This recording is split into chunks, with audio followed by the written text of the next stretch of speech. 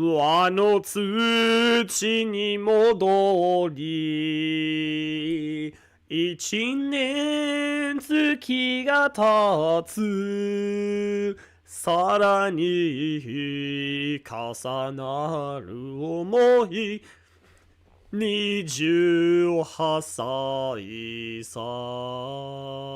年を背負え。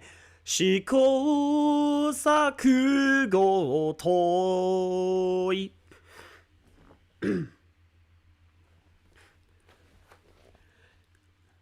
挫折重ね、さなる強い自分目指して進め。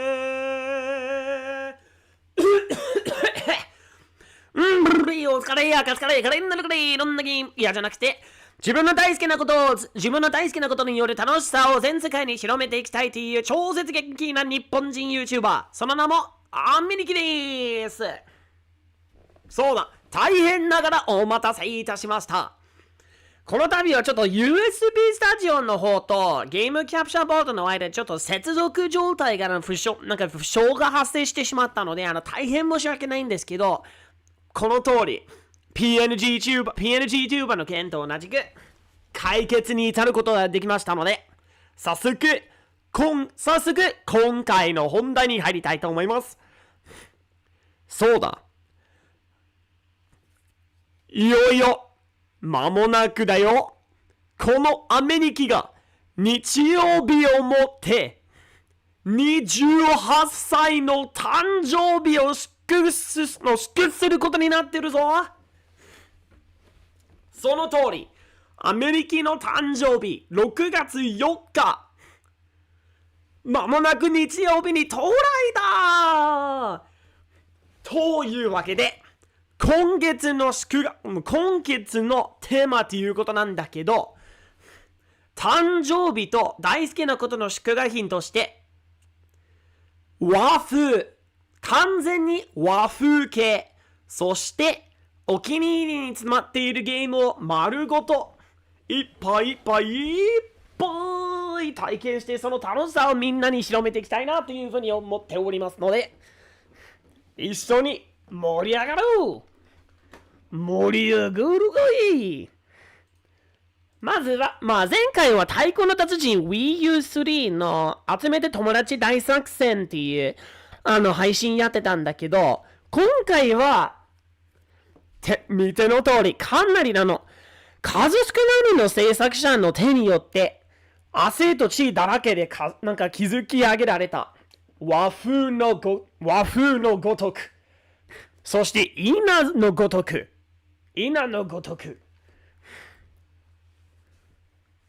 はさかけのごとくでも言えることだろう。その名も天水のサクナヒメ。そう、ロックマンみたいなサイドスクロール、超絶アクションサイドスクロールゲーム。稲作りと米の接触などなど、栄養満点、養分満点の召し上がりによって成長を身に絡ませる。このサクナ姫、生意気な性格もあろうが、実際は成長豊かでかなり腕の立つようなサクナ姫の物語。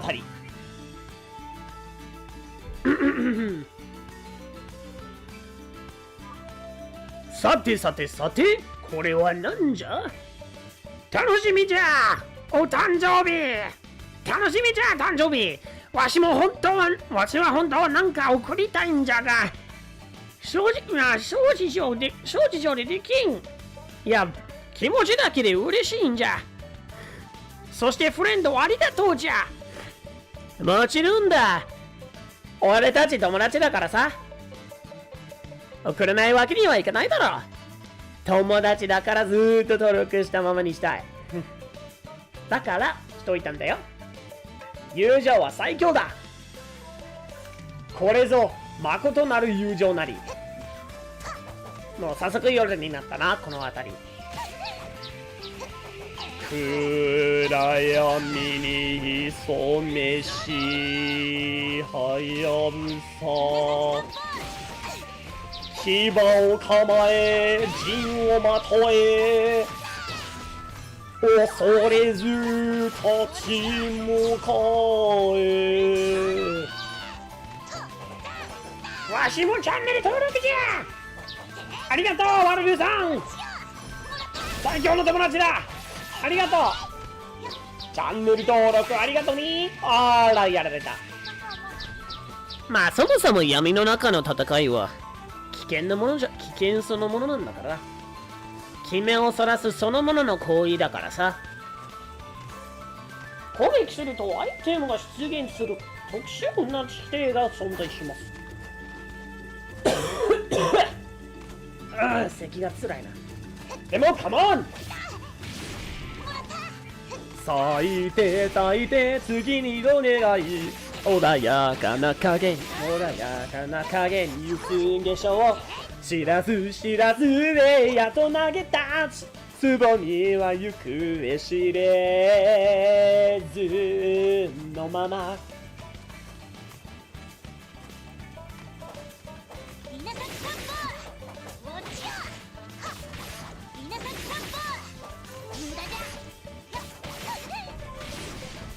そうだ俺の誕生日が近づいてきてるんだから和風ゲームで大盛り上がりだテンション高めでないとなわしもとっくにしている私もとっくにしているありがとうねワルさんわしは負けるぞ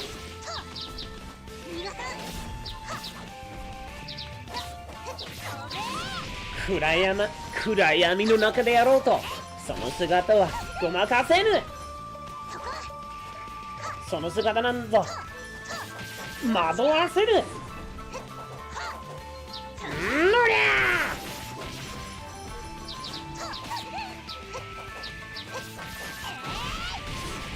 ゃのりゃ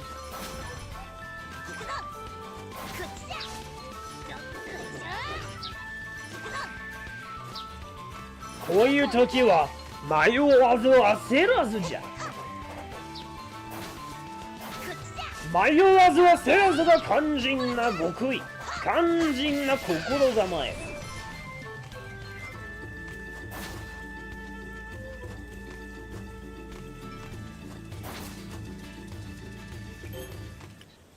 これ以上前へと進むのは危険じゃさっさと我が家に戻ってごちそう宴でもやり宴でも重なり己の身を癒せるのじゃいつになったらおじいちゃん役割いつになったらじじい役割こりゃどういう現象じゃと言ってもいいのもすっげえ取れるようになった皆さんも昔ながら好きだな昔ながら皆さんも好きじゃったのまあ今のところ腰がこけて足もヘトヘトっていうなんかヘトヘトに展開する毎日じゃったんだが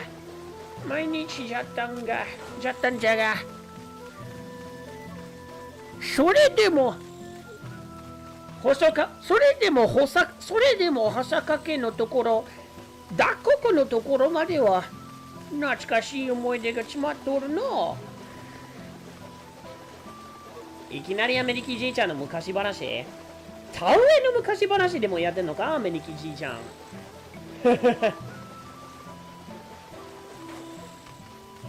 ほうでわしの時代をバカにするんでない田植えはこの国にとって大切な伝統じゃの昔は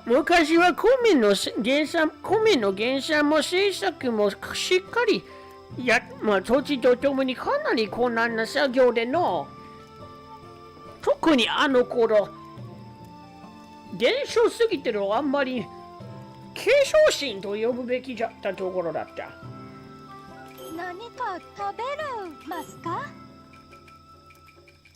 ていうか、この人の喋り方でさ、外国人なんだけど、外国人なんだけど、なんか、外国語で言ってるようなリアクションだとしたら、なんかからしてみると、フランス人なのかな。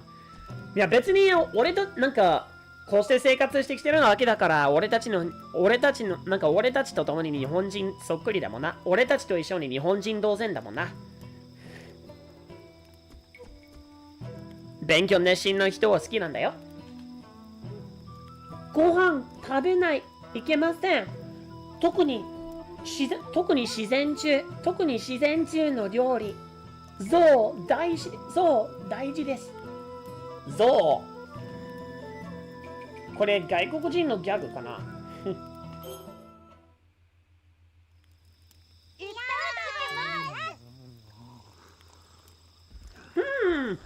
ジードの我々にはただなり雪に任せ、この島まで来てしまいましたが、そもそもこの頂きの用途は何でありましょう。みんなのまりきつい。そうじゃな。頂きの世は人、すなわちお主らが住んでおったふもとの世とは勝利体の世じゃ。両者を合わせて、その二つの世、これを二つの世という。二つ世はそれを作ったソーセージという途方もない体重によってつながれておる。そうか、頂きとふもととは、そのセージを訳した見方なのですな。しかり。そして、この二つ世では、魂や気が循環するようにできておるのじゃ。人が死ねば、頂きの世で神が死ぬとふもとの世で人になる。という話もある。雰囲気はわかるんがな。ふもとの世では死後には救いがあると教えられますな。するが、さての、少なくてもこのわしには預かり知らぬことじゃわい。さて、さようでござるか。さようでござるか。はあ。坊主なんか嘘きばっかりべだ。みんなのないきつ。しかしこれだけは言えるぞ。片側で起こったことは、ソーセージを通し、もう片側にも何者かの形で現れる。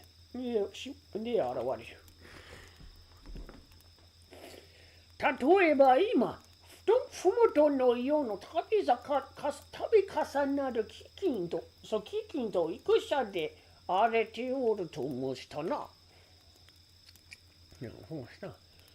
それと頂きのようで収穫が減り、御社から多くの鬼が発するのじゃ。この島さ、鬼が知らねえのは、ふもとの家の戦が終わりってか。決してそれをあるべき姿に正すのが神の仕事というわけじゃ。わしらが農家の力を振るえば、ふもとの世でも実りが増え、鬼を退治すれば戦で遊んだ心が静まる。だこったら、神さんが野良子がしてから船はずっと大変なのかや。あるいは人がよく生きぬからこそ、神が迷惑しているのかもしれぬぞ。どちらかということではない。合わせて二つようなのじゃ。それぞれの役を果たそうではないか。頂きのようにヤナとが、そう、ヤナとが違う、そう、ヤナと違う、そう、ヤナと違う神はいますか？海の向こうの大陸。そう、オーカの神々と少なからず関わりがある。おそらくいた時のように神月様しかご存知でない神がまだまだおるのじゃろう。しかし今のところお主が信じるような神月様を上回るほどの神は見つけてはおらぬだ。OK？ 何が OK だ？気を通せるかと思ったが、なんとかなさそうじゃな。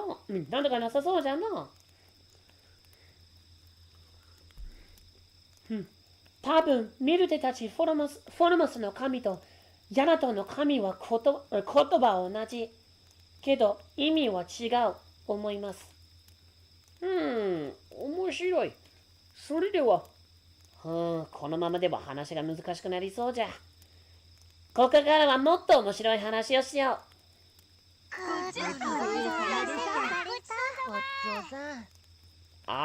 吹き出しが出なくなってもったが。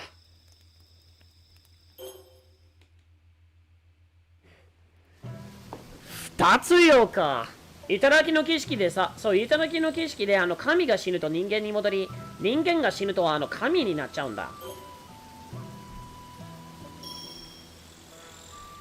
そう、ケンタもなんとなく好きなんだけどさ、めっちゃ鉛がきついね。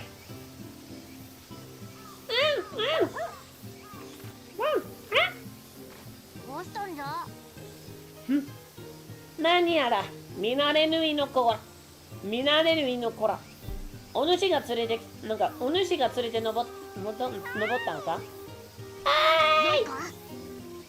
危ないではないか。外に鬼が。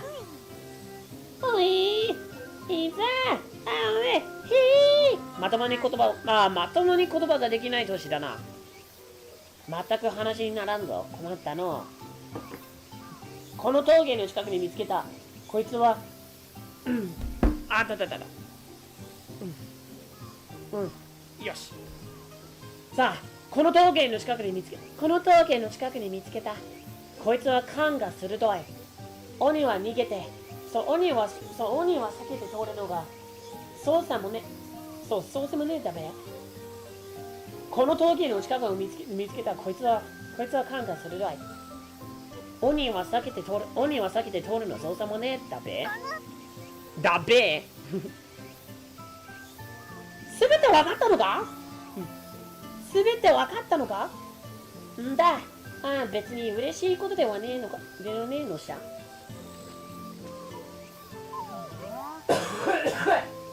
咳がちょっと咳が。しかし犬とは便利なものじゃのう。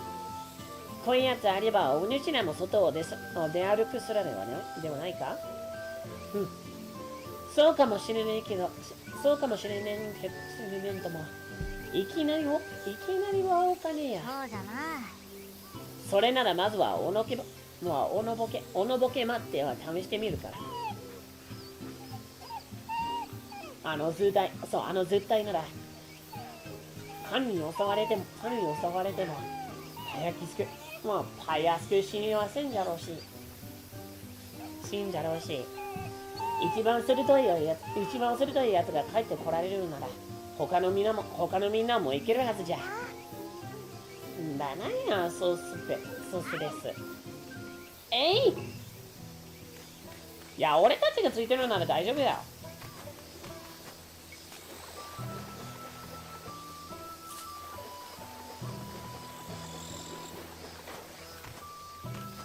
そう、今回はできるだけ鉄鉱石を収集したいっていう目標を持っててさ、ずっと持ってきたんだけど、なんか作るかや？まだ足りてないんだね。鉄鉱石。そう、鉄鉱石を見つけるのが先だな。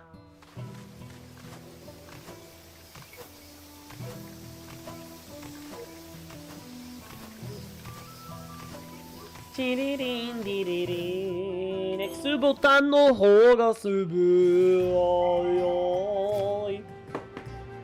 最終値 X ボタンで最終地へ仲間を派遣することができる。最終地か。お、タイモン。じゃあタイモンを派遣しよう。出演の。それでは。これでタイモンがこれでタイモンが最終に出ました。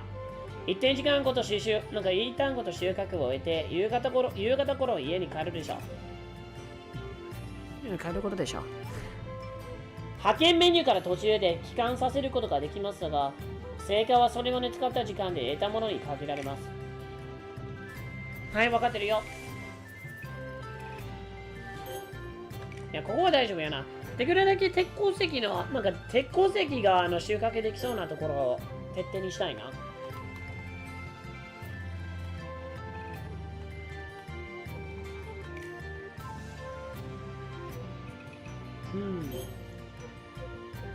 ハネシヌジ。そう、ハネシヌジの森。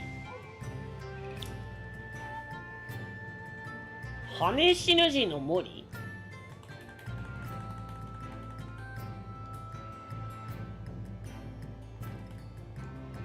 ハネシメジの森。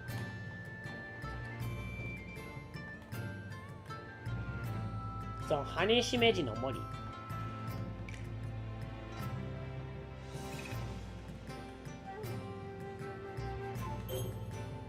じゃあ、バンガドにしよう。まずはバンガ城の探索から。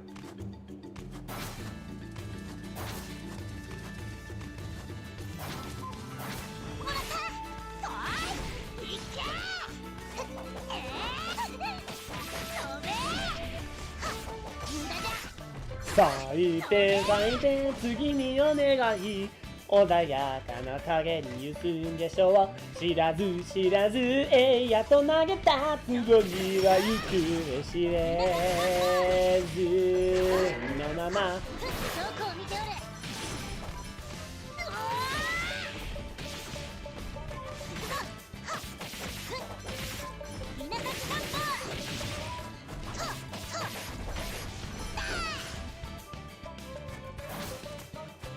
あ、トゲには気をつけな。トゲ。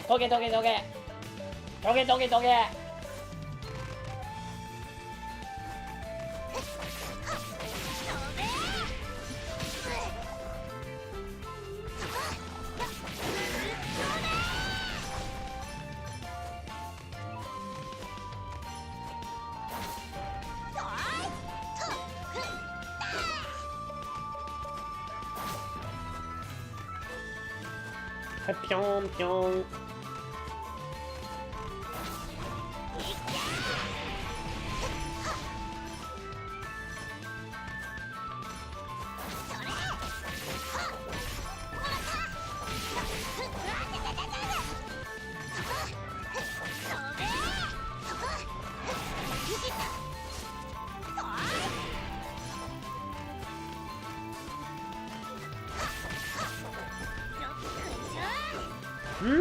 鉄鉱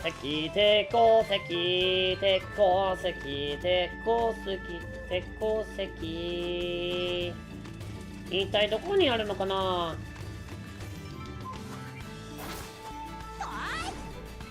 Hey, what's up, man? I just arrived at Singapore again, and I've lost count. You just got back from Japan, and now you're over at Singapore. Awesome. Well, how you doing, Pao? Papa Pao-kun? Feeling alright? How you doing? Just playing a little Sakunahime, and I am enjoying the heck out of it.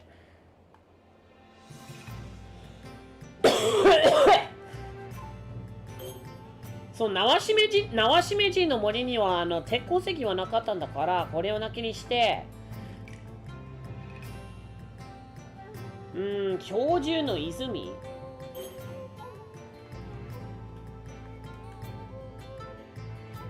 まだ見つけてないやつかな。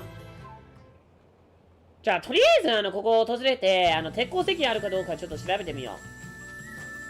鉄鉱石で収穫鉄砂。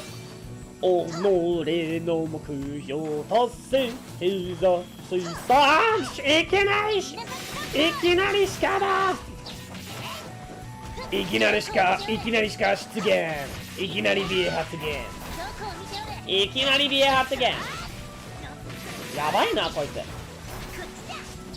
こいつポケモンなんかあれだよポケモン X のアルセウスをなんかアルセウスじゃないなポケモン X のなんか代表ポケモンなんか代表となってるなんか鹿型ポケモンを思い出すよなあれはなんて言うんだろうなんて言うんだっけちょっと忘れちゃった逆蹴りでとどめさせられちゃった I just released my idol cover from YOASOBI From YOASOBI. Nice. I just released my idol cover from YOASOBI. Nice.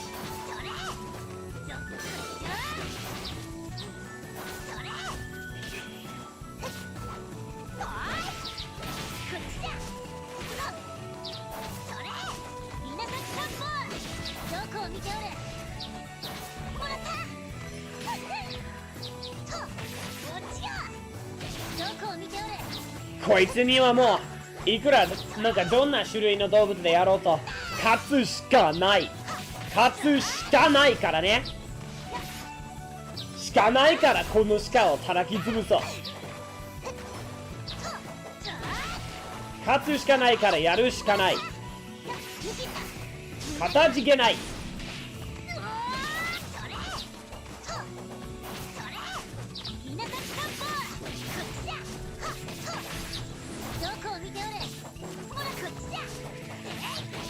But yeah, I saw that you just released your cover. I'm not gonna lie, the background really made me think you were doing the Gia dance for a sec. But it looks awesome. And you did say you were gonna start Idol. And before you know it, you sure as heck did. Shika Oni Daisho. だから教授の泉だな。まあ教授の泉って言われるだけのことはあるから。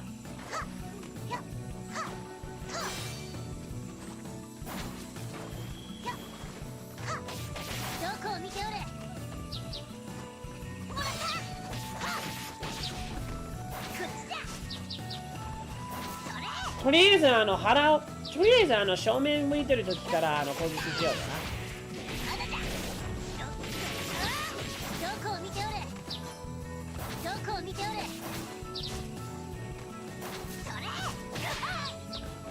あ、そっか、正面攻撃もできるんだ。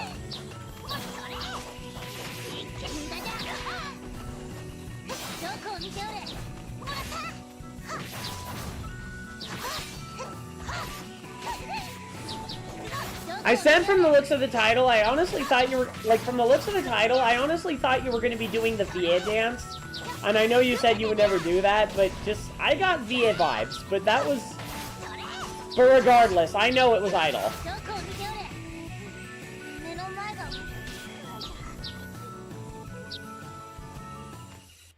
じゃあ、今日中の無理はちょっと、今日中の泉はちょっと早かったので、他の場所で鉄鉱石を収集しよう。収集石はやっぱり他の場所にしといた方がいいよな。飛び石坂。じゃあ、飛び石坂。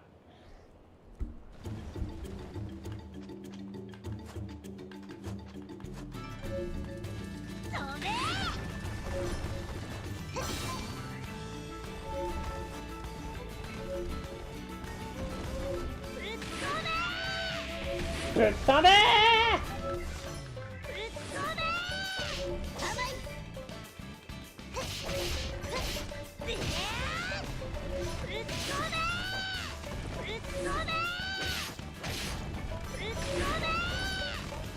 ぶっ飛べーだいたい鉄鉱石があるはずなのはこの山脈のこの山脈の岩だもんな。ないんだ。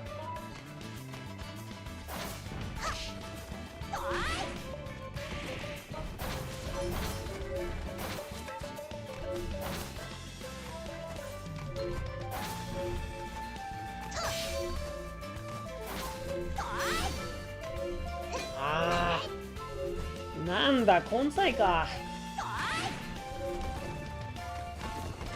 まあ、ないのは残念だけど、他のところさ、探すしかないよな、万が一。But I not only did idle. Only did idle. No, I gotcha, I gotcha. I just thought I would make the joke because it's definitely one of them funny ones.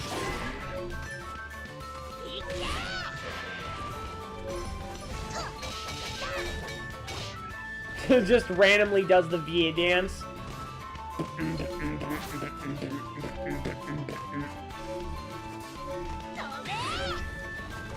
But I also did the Hikakin Toroku cover as well. It has its own video too.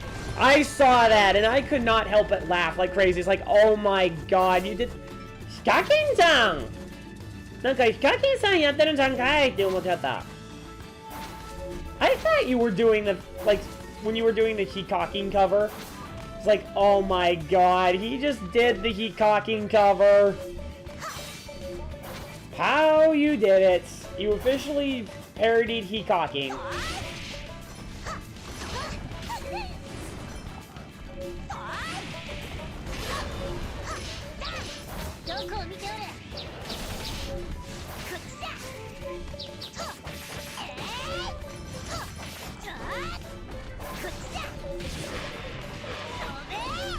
Tobe!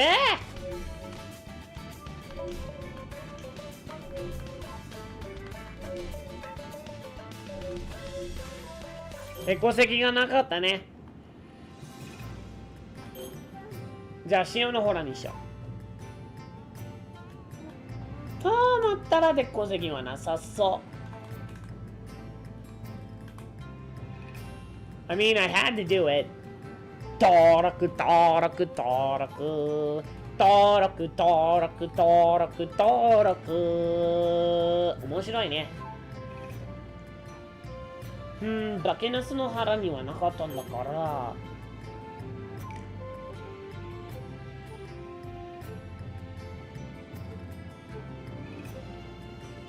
竜の抜け穴って、あれ、鉄鉱石ちゃんとあるじゃん。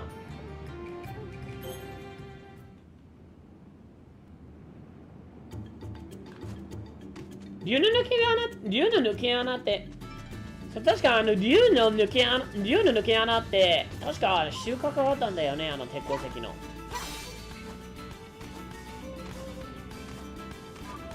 あったんだよな。さて、どこにあるかちょっと調べてみよう。そう、こいつはね、ネタバレかもしれないんだけど、こいつは、今のこの竜の抜け穴っていうこの場所はね、チュートリアルで、なんか神の世界、なんかもともと頂の世から追放された、なんか追放されて、ここまでたどり着いてきた桜姫のチュートリアルステージだったな。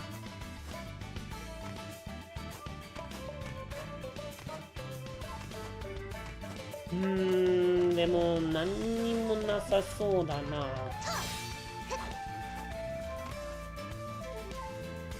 強い重力の、なんか重力で封印されている。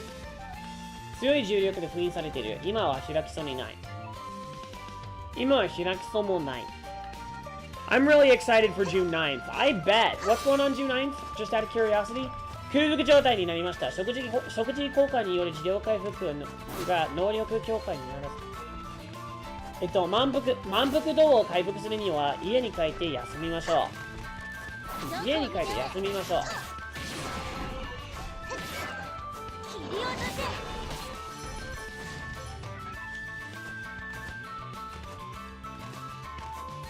まあその前にさ、鉄鉱石を探そう。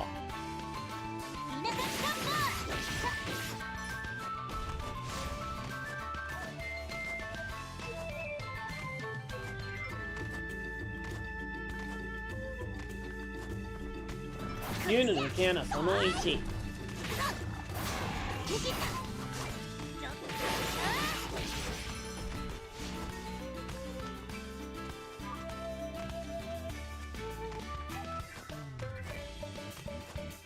Oh yeah, that's right. You and I are doing a four people Splatoon 3 collab. That was the day. That is correct. We are actually going to be doing a Splatoon collaboration. I cannot wait. And speaking of, guess what's going to be coming on June 4th?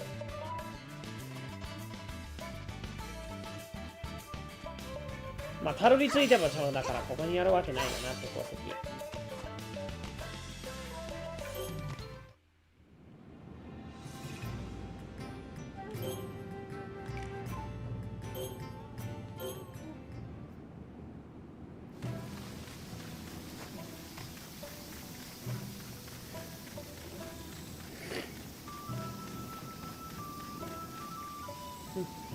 あんじゃ本当によりなんかおにぎりなんか作ってもらえすかなですかやまんず嬉しいにゃまんず嬉しいにゃにゃじゃなくてにゃなんやな。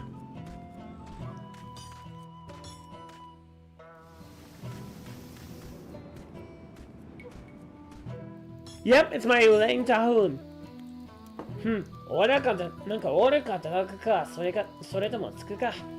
俺がカレーと言ったら、俺が勝てと思ったら、もう武器を試してみる。なんか作るかや。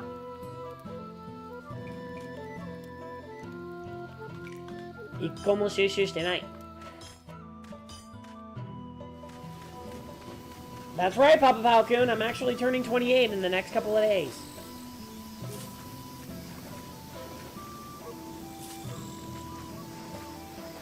And I cannot wait.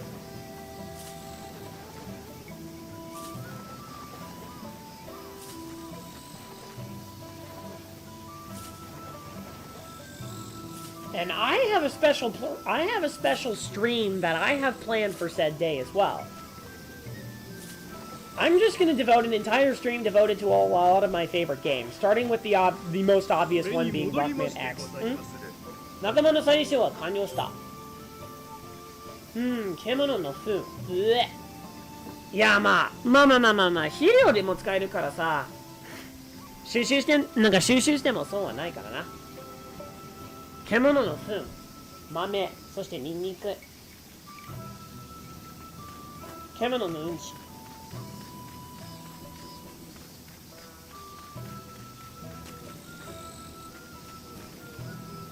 立派に育てとるな。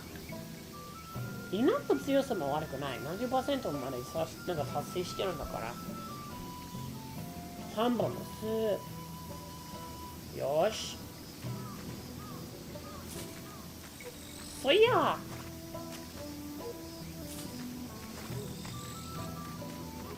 ビンビンビンビンビンビンビン。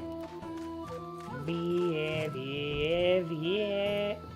ご飯食べない。いけません。特に自然地の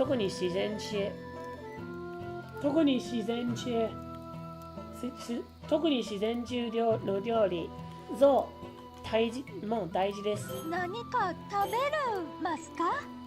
食べるますかじゃなくてまあ自分なりの喋り方っていうのはあるからさ。何か食べるますか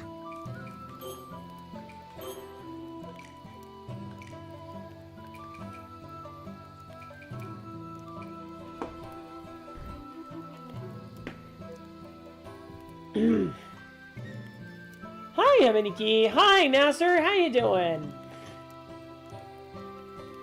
How are you doing tonight? We are just starting off the celebration of my birthday coming up with some good old-fashioned Japanese ambience. Fishaze. And we are playing some Tensui Sakunahime. そう。神様たちの都。追っかけがったね。あの紙ひつきってのも、乗ってるのもまんず。すげえかったべ。どこまでも広がる青い空。雲をついて伸びる体重。その幹に吸い付けるように作られた神々の都。まさに絶景であった。まあ美しい。美しい。やなと一番思いました。誠に表地あるものは人の子にも伝わるのですな。何をのんきにもしてあるか。こういう奴らが都に忍び込んでばっかりに、わしは鬼島組んだりまで車雨になっしまったというのに。それでは人の子らに一つ教えてやるとしよう。ヤナトの主人である神引様はなんとこの不用を作られた創生主そのものであらせられる。難しい言葉使うな。そのおみは創生主の先祖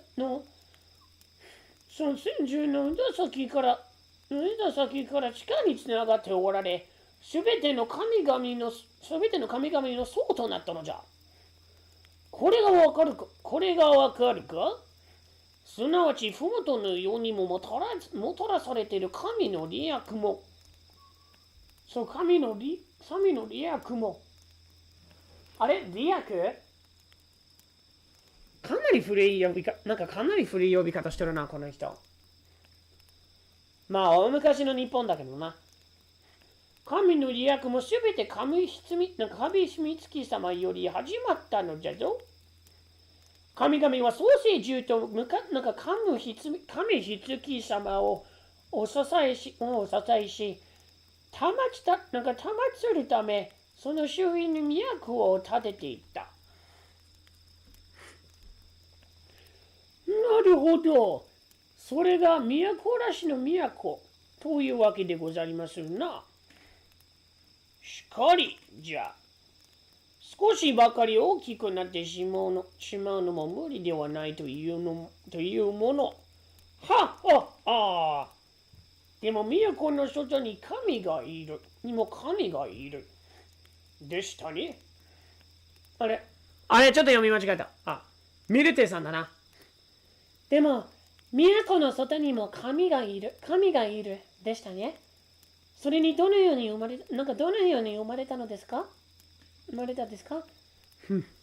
で、タマの出番ね。都に限らずすべての神はやはり神秘月様より生まれたいてたもののはずである。この島に住む足獣や鬼となった獣神たちですらもな。しかしそれはすべて初代神秘月様の頂きの話。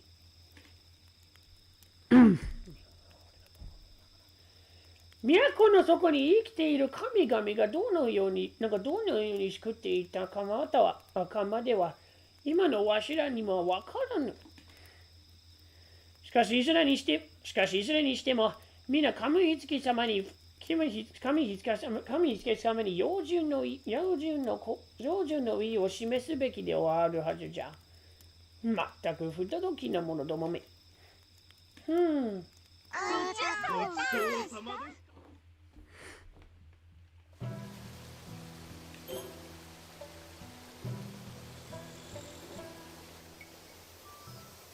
またムービーが始まった。タイムのおじさん、無事に帰ってきてよかったっちゃ。なんでもこの犬、山を一つ越えた先に犬が鬼に気づいたらしいぞ。それだけ離れておれば、他のものでもいかようにも飛びておせよ。この峠の位置もしっかりと覚えてある。これでお主らも外に出られるということじゃな。ほんだな。これからはこれからはみんな代わり番号で外さ行くすべ。たまにはほば伸ばさねえと。行き詰まってやんだくなる。でかした。よーし。会議でやったぞ。会議でやったぞ。かいまるよ。かいまるよ。しかし勝手に歩き回るのはこれきりにするのじゃろ。待てよ。犬を増やせばまさにわしの仕事が減らされるのでは。おい、勝手に乗らけるんじゃないぞ。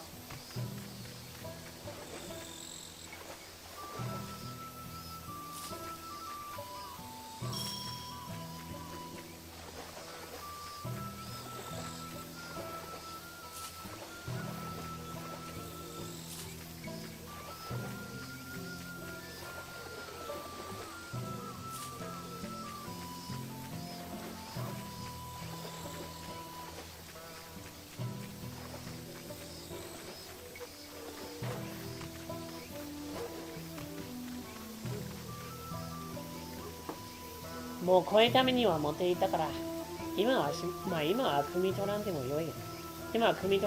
な。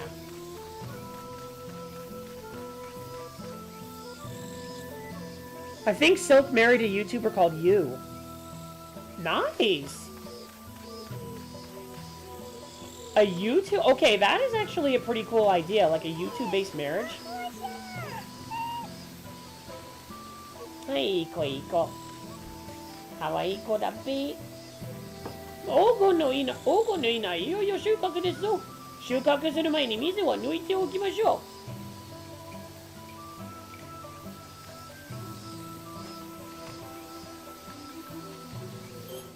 う。待ってま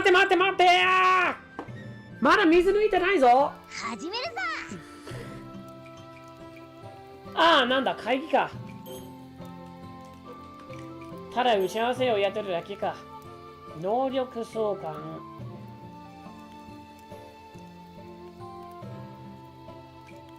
土壌養分。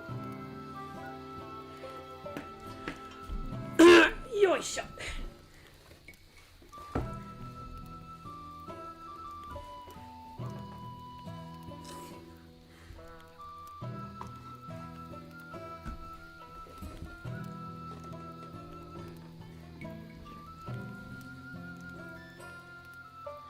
稲は種の上に含まれる養分を金にして育ちます。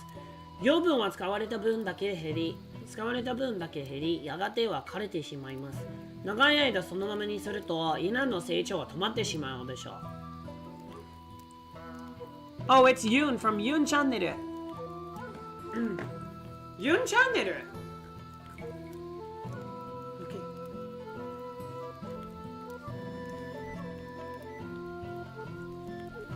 Nice.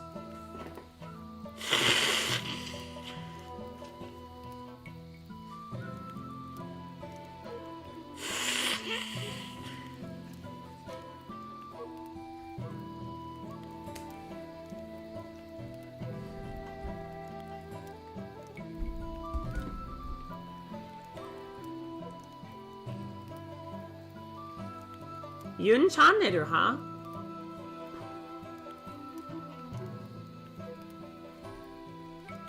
So, 土壌養分、肥料、川屋の声を声だめに投じ、半日ほど寝かせる肥料ができます。田に肥料をまくと、土の養分が立ちどころに増えるでしょう。田植え後ほどなく、稲の本数が増えていく。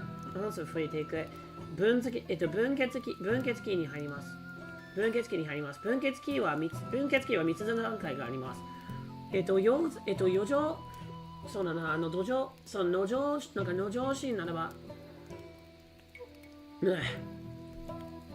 ならば、種を調べることで今の生育段階がわかるでしょう。水。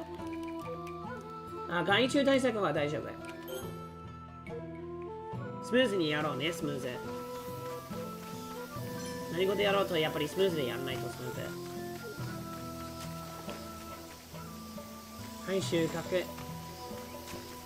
まずは水を、まずは水抜いておかないとね。田んぼから水を出すんだな。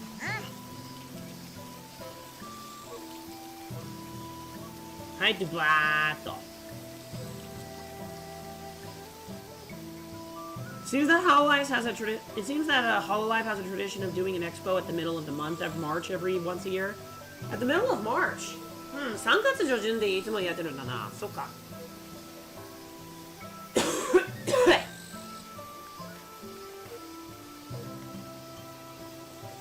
会議は必要ないと思うから、とりあえず収穫だ。そろそろ収穫の時間だな。神戸を垂れる稲穂かな。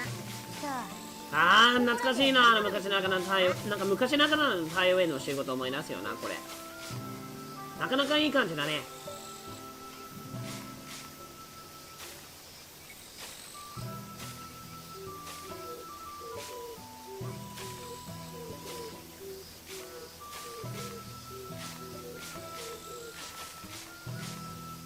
そう、大体前回と比べたら前回と比べたら1回目はちょっと他の半分しか埋めついてなくて、半分しか植えついてなくて、そんなに幅広く伝わってなかったんだけど、今回は倍増となっちゃって、大収穫に大収穫により大成長が予想できそうだな。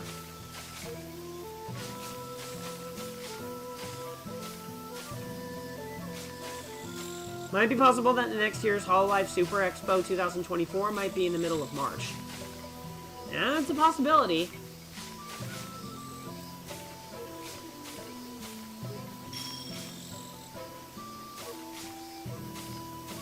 Kamaitachi. 終わり終わり。はい、収穫完了。収穫完了。わしのものじゃ。どんなもんじゃ。あとは細かけ。はい、次は細かけ。長けじゃ。よし、しっかり乾けよ。楽しくて居心地のいいところやな、細かけ。Okay, so ladies and gentlemen, for those of you who are, really passionate about Japanese culture, or really, not familiar with this type of field, this game actually teaches you the left and rights of how to do rice farming, like starting from planting the seeds. To planting the seeds, to adding water, adding fertilizer to the nearby area, and how you get it, and potential way, and great ways of preventing bugs or tips on how to prevent decay from entering your rice. So the very first step in creating rice is, of course, planting the seeds, and that is one of the more physical parts, because you do have to bend down forward a lot. Bend down, plugging, and then putting in the seed, and then planting the seeds one by one in an elongated line.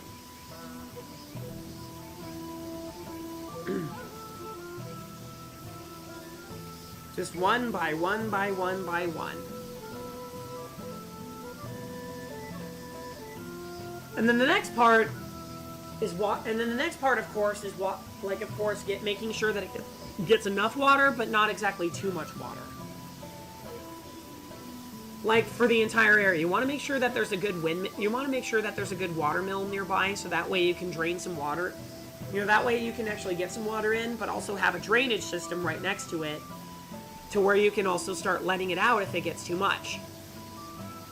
And then right when the time is right, you carve it out just like what Sakunahime just did. Just like what Sakunahime just did right here. And then the next part, what we just did right now, is called hosakake. Hasakake. What we just did is hasakake. Now, hasakake is the process where you hang up the rice plants up to dry for an extended period of time. And once it's dry enough, you take them right over to what's called the noya. which is your storage unit for your farm. And then wait at least a day, I would say, before you officially start doing the final process, which is called dakkoku. Dakkoku is where you chop off the remaining bits of the end pieces, and then finally get it ready. And then once that's finished, you start pounding. And then you go to the real process of dakkoku. You cut off the pieces, and then dakkoku is when you start smashing all of the grains to make rice.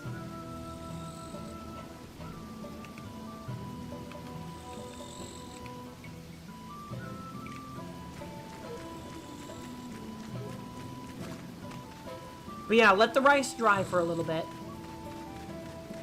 I had practical of doing rice planting since middle school, and I did not like stepping on the swamp barefoot. Now, I getcha. I've done it before as well. I've done it as well in elementary school, so I getcha. 何か食べるますか? 食べますか? So yeah, they're playing with the joke that this lady, potentially from France, I'm assuming, speaks a very interesting style of Japanese.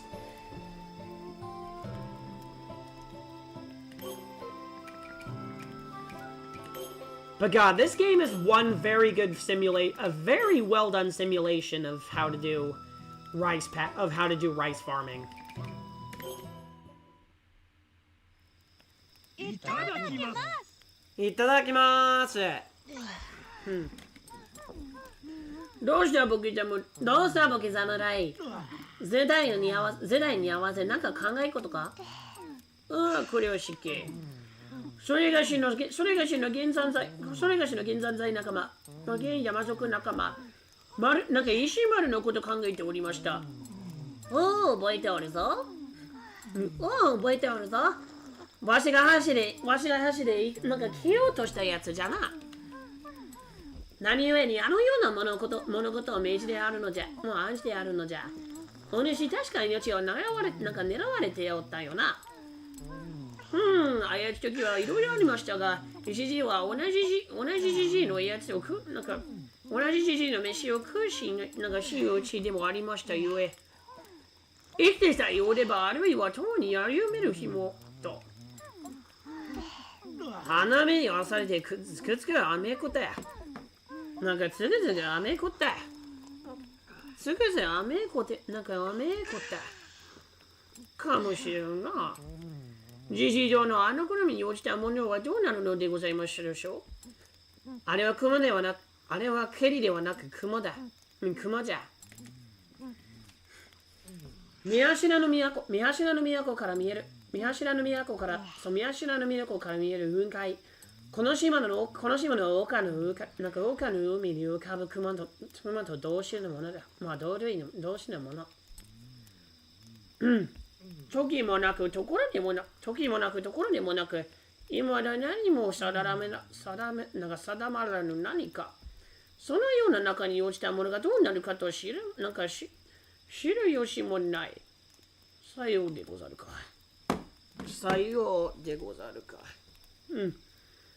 普通世が生まれる前、すべての始まりの頃にはどこまであの雲だけがあったそうじゃ。ある時、いつこからともなく運をつく者も現れた。それがソーセージ。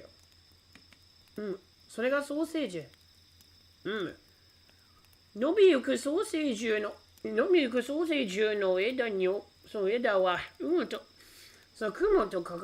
混じり、天、すなわち頂きのよう生んだ。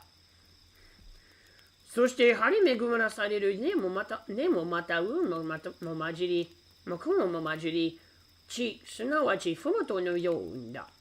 こうして二つ世が生まれたっていうわけじゃな。話が大きすぎてなんだかおかねえじゃ。なんだかおかねえじゃ。二つようにありて、二つようにやらざる者。2つようにやらざるもの。それが始まりの雲。そのようなところに落ちたもののことを演じても、今更どうにもできるのであろう。それにみんなあんなものに害を及ぼされるところであったじゃろう。成り行きとはいえ、お姫様には感謝しても尽くせんはずじゃぞ。そうじゃぞ。わしを敬え。ありがとうございました。えへん。おいらたちが助かったってより、自分が踏んげて立っただけだべ。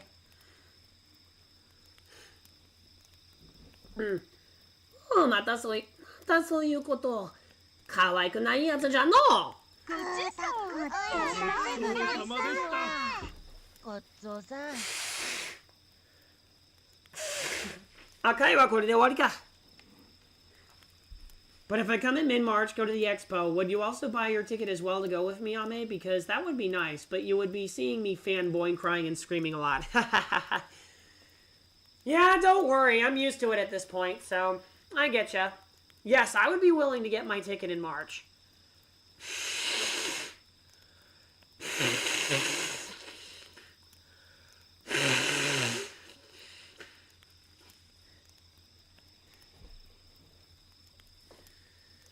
いやちょっと待ってね。ちょっと今、水取ってくるんだから、ちょっと待ってね。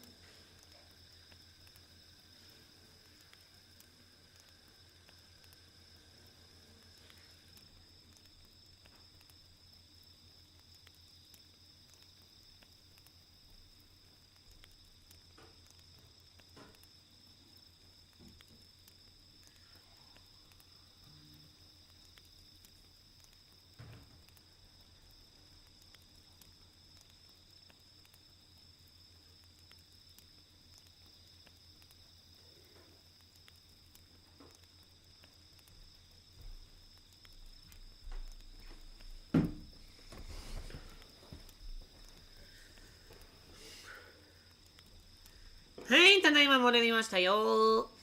ちょっと水分を取らせていただきましたので、ただいま戻りました。はい、これ、じゃあ、できるだけ今回もなるべくスムーズに遂行していきたいなというふうに思っておりますので、朝まで休む。はい、朝まで休む。はい、朝まで休む。今日は涼しくて過ごしやすそうじゃ。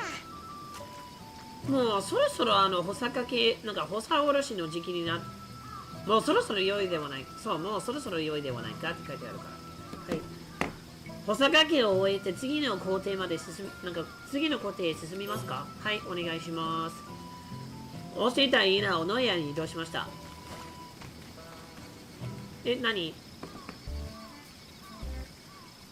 なんじゃあれ！あ、なんだ！タマさんじゃん。そうか、タマさんだ。かたじけのでござる。かたじけのでござる。いや、かたじけのござる。かたじけない。かたじけない。どうしたの？かたじけない。かたじけない。かたじけない。かたじけない。言い過ぎ。どうしたの？かたじけないでござるの。かたじけのでございますろ。お主、侍なのに侍なのに山賊、山賊なのか。結局のところ何なのじゃ。ああ、山賊一味に変わったことは父にも知られておらぬでしょうから。新聞の上ではおそらくまだ侍なのでございましょう。では侍なのか？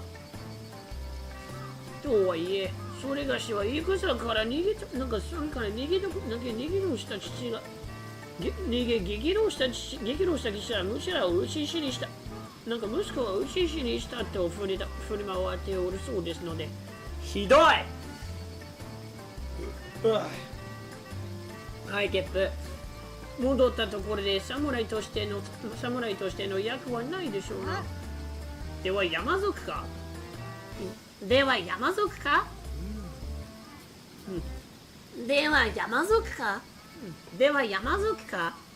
山底の方も見るても子供たちを連れて逃げた以上、足を洗ったことになるとも言えもしれません。侍でもない、山賊でもない。ここにやるのはただ耐えもん。ただの耐えもんって何が悪いんじゃ？それがいいことだよと思うで。いや、絶対いいことや思うで。自分なりのことは自分でしかできないからさ。自分が自分でやるから、それだけで自分やで。自分を責めな。過去に悪い出来事があろうと、決して自分を責めるんじゃない。ここにあるはただ大変も。ただのつまりは逃げてばっかりの、ハンバーグということじゃな。口がおっしゃいますやら。どの口がおっしゃいますやら。わははは、それは手厳しい。まあいい対応処方だな。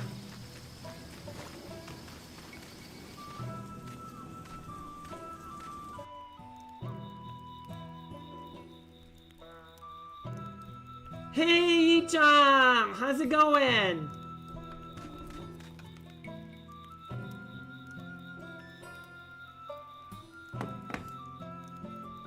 And how's it going? Yeah, how you doing, Chan? Yeah. It's been a while. I'm a Cutie-san! Hey, Cutie-san! How you doing? Glad to see you again after a while. I can finally join in since nothing is happening at school and I don't need to go. No worries. Suma.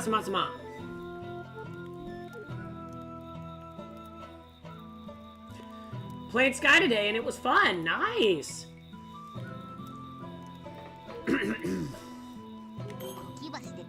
じゃあこぎ橋を使おう。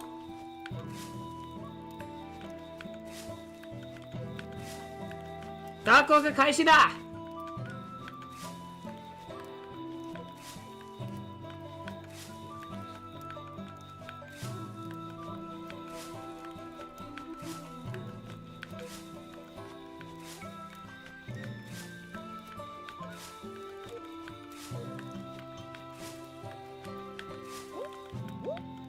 走ってうまいのではないか？いや、何もしてないから大丈夫だよ。よし。大丈夫だよ。タカから、なんかタカがタコクしてるだけだよ。タコク、タコク、タコク、タコク、タコク、タコク、タコク、タコクでタコクしてる。タコクで脱穀してる。脱穀、脱穀、脱穀、脱穀、脱穀、脱穀、脱穀、脱穀、脱穀、脱穀、脱穀、脱穀、脱穀、脱穀、脱穀、脱穀、脱穀、脱穀、脱穀。こんなところか。脱穀完了。これはこれで大変な仕事じゃのあー、乾燥度が82。なんだ、乾燥度 82% で貸してしまったんだ。くそ。まあいいや。船で嘘を使う。もうしばらく待ってきてからやった方が良さそうだな。Seems fun, but I got stuck after 15 minutes. Heh. It's alright.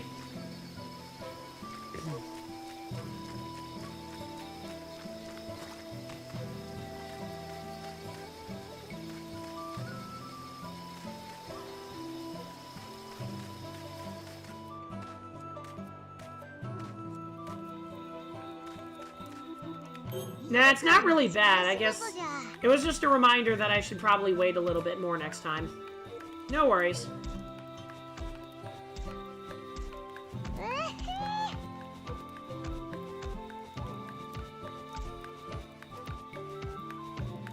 Genmai, Ichibutsuki. Genmai, Ichibutsuki. Genmai, Ichibutsuki. Genmai, Nibutsuki. Genmai, Nibutsuki. Genmai, Nibutsuki. Sanbutsuki.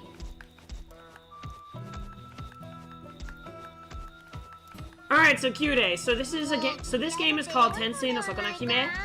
And the premise is it's about this very young brat, like this very brash bratty, like this snobby bratty and highly overprivileged child goddess is actually banished from the heavens after letting humans not only accidentally letting humans into their world, but also for also accidentally causing the wreckage of a feast offering that was given to their god, unlike the main leader god. So she was banished over to the Oni Island, over to Oni Island along with the humans she encountered to find the lost shrine of her mother, like the lost home and shrine of her mother. And from here, she goes on an excursion with her companions to make a little home. And her thing is that she actually generates her power from consumption of rice. That's her main source of power for this game. Hakumai kansei.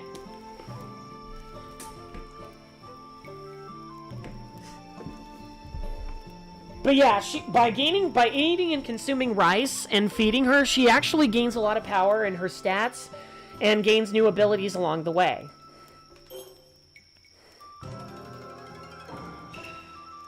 Shinbai kansei! Oh, なんていう絶景だ。皆さんの成果か。皆さんの成果。ますます上達してるな。お米の入手数。お米の入手数。15。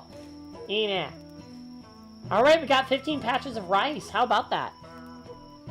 I try speaking Japanese, but no one here understands it, so I don't have a reason to. Well, actually, you're talking to one. Well, technically, you're talking to two. I mean, I'm a native speaker, but I'm also fluent in 3 other languages too.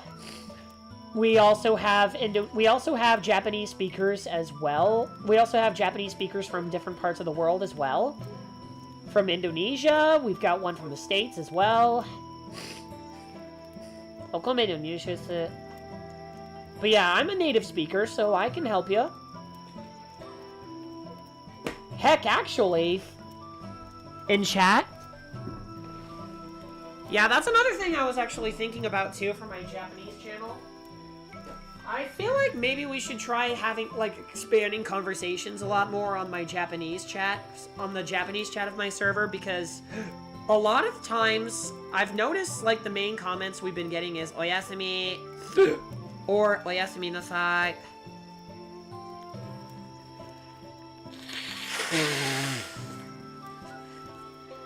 I mean, let's figure out, like, what we can do with that. Like, I can potentially do some conversation starters. Like, maybe after the stream, I'll start a conversation. But I'll make sure to do it in simple Japanese that's acceptable to acceptable to beginner levels. Well, not just beginner levels, but just to get an idea on what people's level is.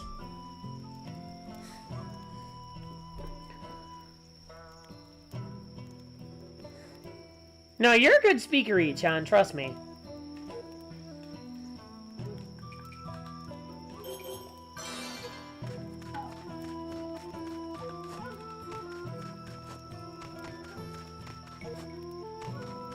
Mori方面の最終、森の方の探索を進み、奥地を発見する。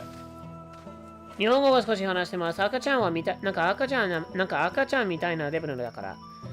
赤ちゃんなみたいのレベルだから。いや、赤ちゃんレベルじゃないよ。だってほら、この間友達との連絡を取ってて、その内容から、いっちゃんの日本語はすごい上手だなーって評判になってるじゃん。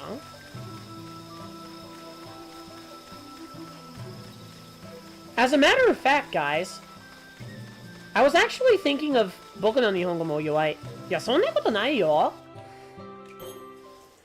I was actually thinking of another idea, guys. What do you say maybe to give everyone a chance to practice their Japanese skills? Why don't on the next stream, like after my birthday stream, let's plan a Japanese only stream. That way it can motivate you, that way it would give, people a great motivation to speak the language and improve their fluency on a natural basis. And I can concentrate back to my inner Japanese as well. Being from here and all.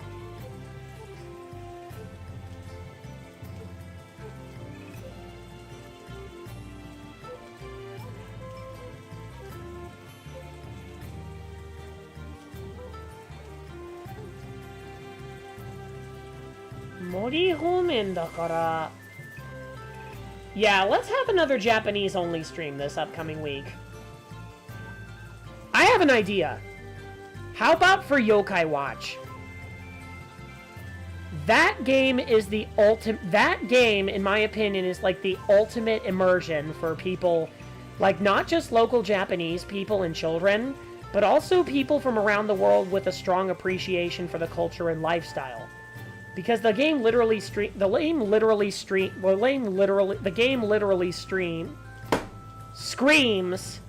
2000, like mid 2010s Japan.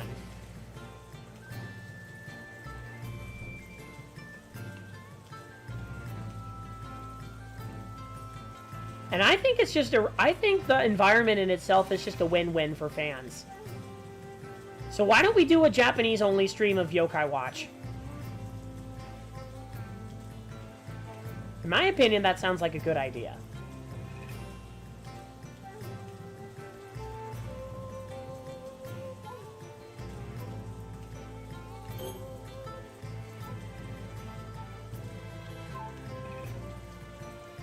Streams.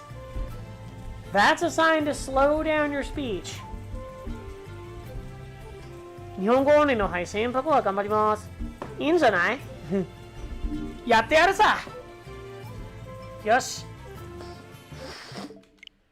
俺もやっぱり日本語オンリーだとやっぱり安心できるもんな。いや別に英語が嫌い、なんか別に他の外国語が嫌いとか苦手というわけじゃないけど、まあたまにはある程度いいんじゃない？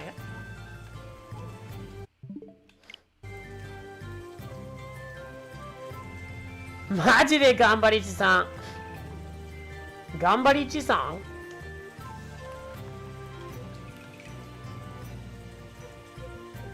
頑張りちさん。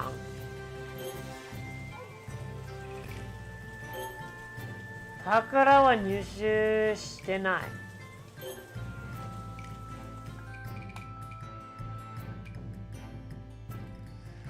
良質な菓子を手に入れる。良質な菓子を手に入れる。ユア裁縫が得意じゃ。ユア裁縫が得意じゃ。裁縫が得意じゃ。道具さえあれば着物まで飾られるらしい。飾られるらしい。ここへ一つ旗織り小屋を建ててやろう。麗しき女神であるところのこの和紙が叶うな島で、いつまでも同じ心を食らわすなど考えるだけでも恐ろしいぞ。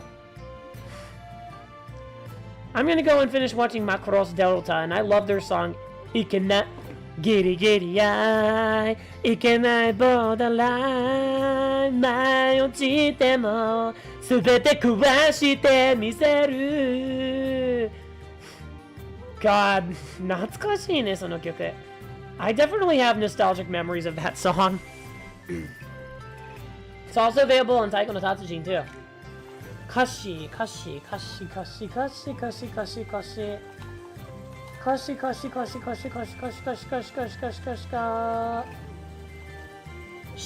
C とこから始まるC から始まるコーで終わる言葉を決して言ってないからさ。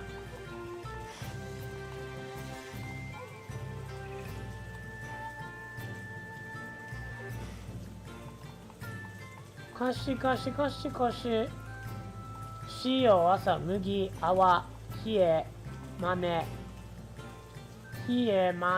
根菜、きのこ、塩、にんにく、マサ、麦、泡、冷え、豆、根菜、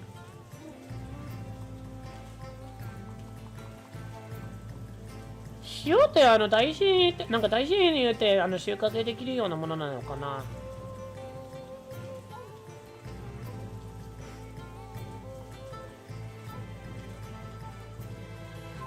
I can't wait for the birthday in our 4-player Splatoon 3 collab. Have a good day, Ame. Let's bow peace. All right, Papa Pao-kun, you have yourself a good night and enjoy the rest of course, Macross Delta.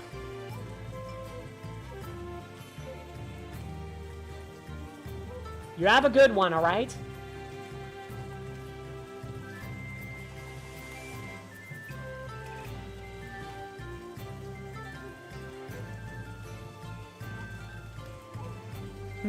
Shikaが見つからないな。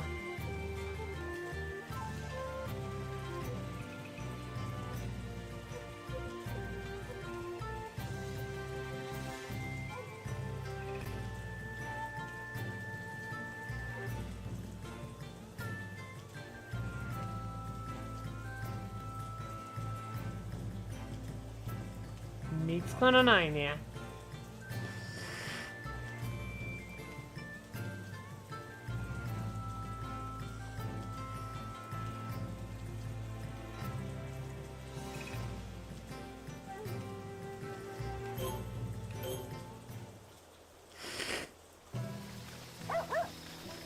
But yeah, guys, I'm not gonna lie. I really like the idea of doing a Japanese-only stream this next upcoming week. I like it a lot.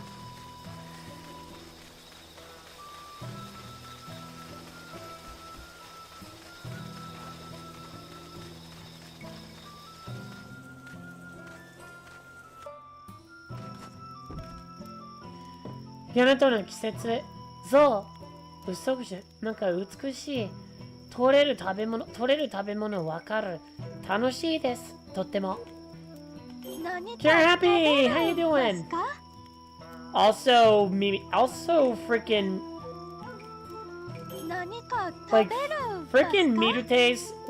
Mirute's broken Japanese here is just so amusing.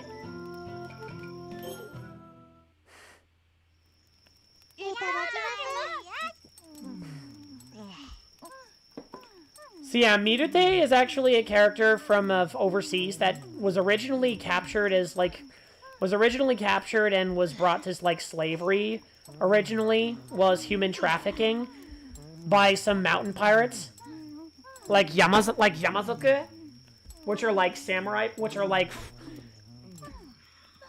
like basically leaderless and bandit based, like bandit samurai.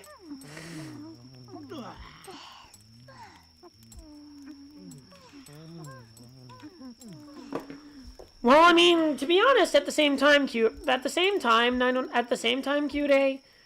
I do want to provide an experience for people to immerse in the language as well.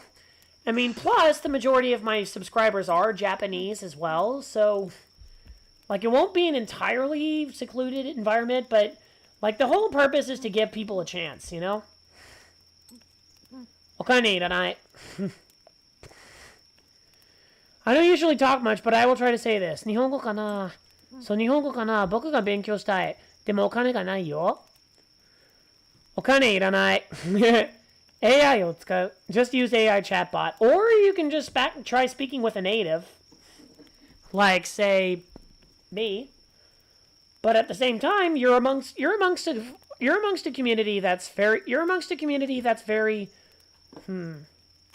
Let me rephrase this. But don't worry, you're surrounded by very nice people who are more than willing to help you become a native speaker if you wanted to. Remember, it's never too late to become a native in any language. If you wanted to be, then you can be. It really doesn't matter what order of languages you do it. Like, it really doesn't matter whether something is first or second or not. If you're fluent in a language, that's fantastic. It really doesn't matter. It doesn't... The order of languages that you learn doesn't determine your fluency. It's your passion and your devotion to do so that really help. The key is to not think about it too much and just go in completely empty-minded and let your body and let your mind soak like a sponge.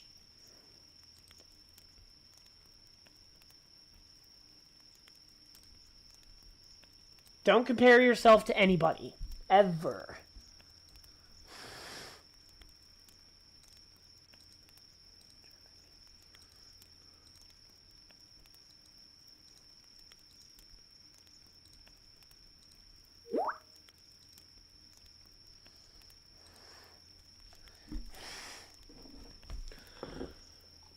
I am looking to amend one early, but I feel like it may be hard. No, the only difficulty that we feel is the stuff that's in our head. It's the mind that plays tricks on us. That's really the only thing that makes it hard, is just the mindset that makes it feel like it's hard, when really, when we open our minds and we just let them soak in all the information, really, it doesn't matter what order of languages you studied it in.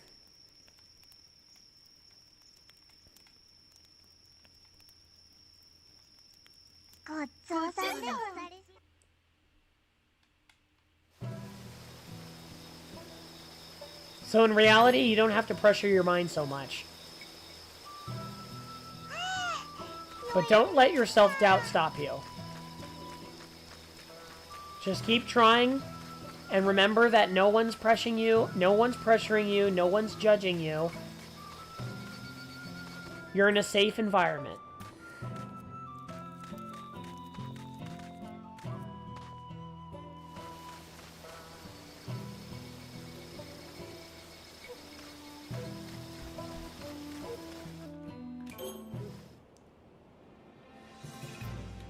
Bangado.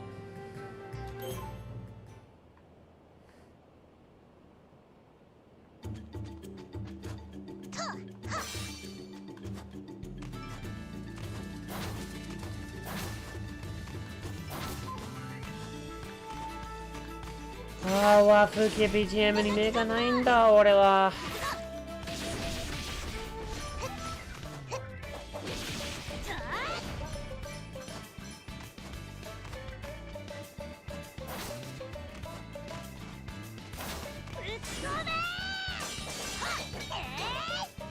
まあ、同鉱石も、まあ、申し分ないんだけどさ、探してるのは鉄鉱石だな。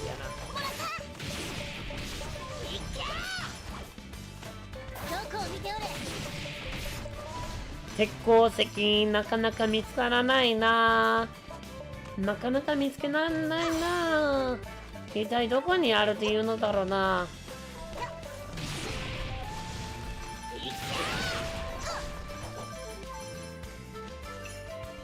I met a lot of Japanese natives back in my school because my late and yet beloved Japanese and yet late, oh god.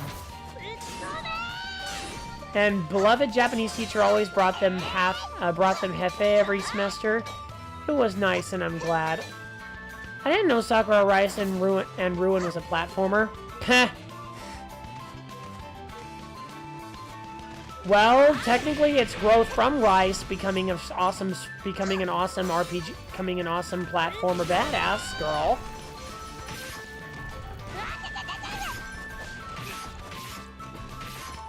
Yeah, basically how it works is that you farm, is that by farming rice and feeding her rice, she increases her power and stats.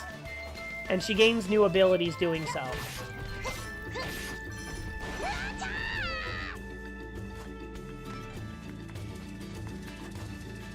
This is too fun for me to miss out. Well, I'm glad you're having so much fun. That's why I'm doing these streams. Itai, togi shikute.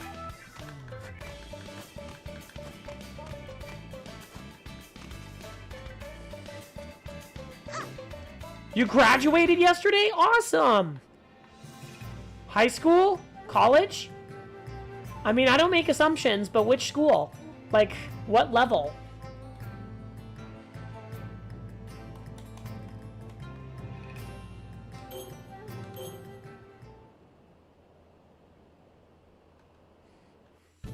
Throwing every last paper I had in the trash was one of the best experiences ever. That moment when you realize you're finally free from school. But congratulations! Congratulations on your accomplishment.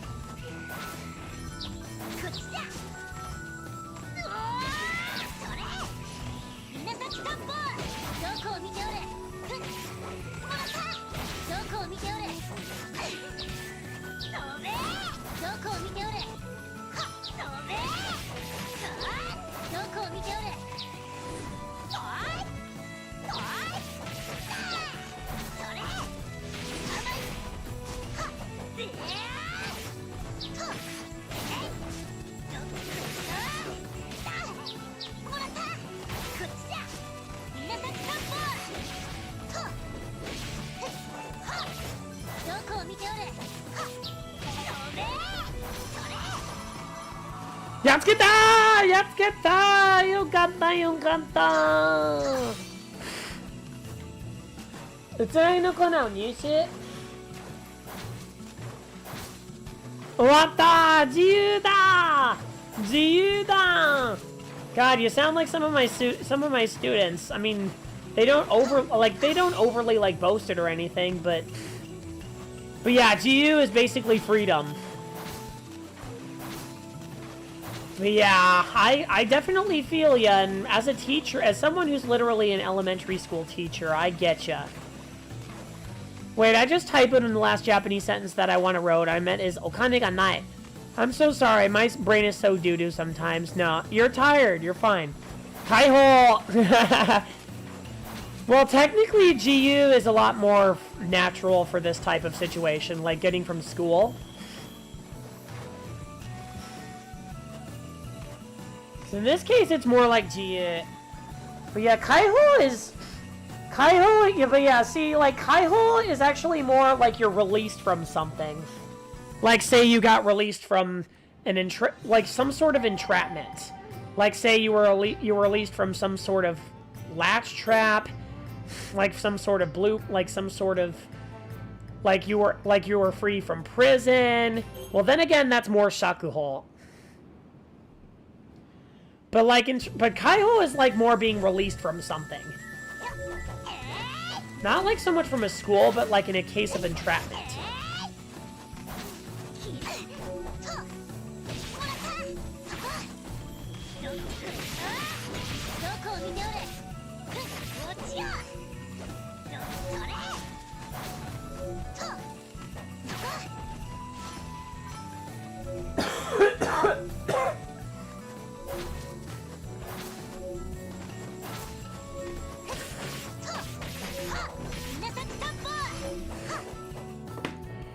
School is hell after all? Oh, gosh. Yeah, I mean, I'm gonna be honest with you. I do see why that would, you know, why I would think that, because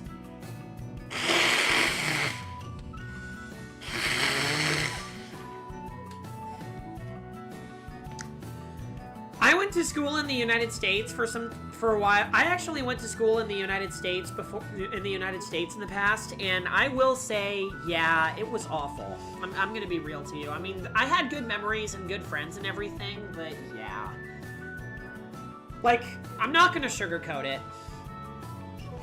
It definitely felt like some sort of hell where you had to feel like you had to you had to make your own little, you know, environment to make it pass, you know, make it seemable. And I personally preferred, like, I'm not really one for choosing sides. That's just not who I am, but at the same time, I mean, yeah, the Japanese school life is definitely, like, stressful in degrees, but at the same time, I honestly prefer the Japanese school setting. That's just me.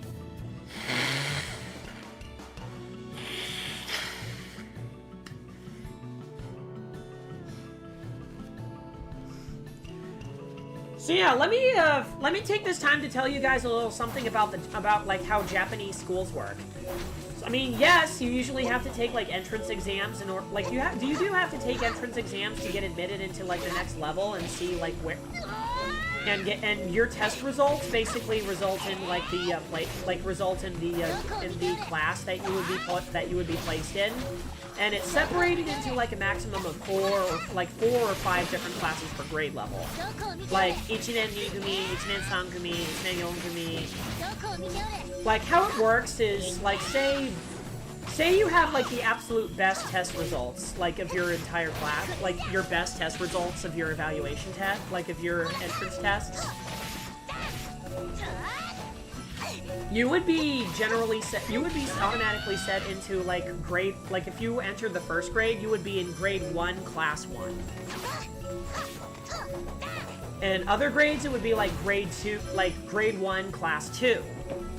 Like I'd say they're not bad grades. But, like, if you were to say, like, if there were, like, a lower version of, like, somewhat smaller test results, while they're not exactly bad, you would have, like, say, grade 1, class 4, or grade 1, class 3. But the idea is not to separate, but it's also, the idea is to place students in the exact amount, in, like, the exact grade, like, place the students, or create a class of students with similar forms of similar skill sets, similar interests, and similar forms of education. Yeah, making sure that you're creating a class with similar interests and similar skill sets. That way you don't feel alone. You feel like you're in a safe, secure environment where you can learn at your own pace along with the curriculum, and know that you're not alone. And that's what I really like about the Japanese school system. It's very high on nurturing, and it's very high and strong it has very strong standards on nurturing your students and making sure that you feel on equal grounds with other students.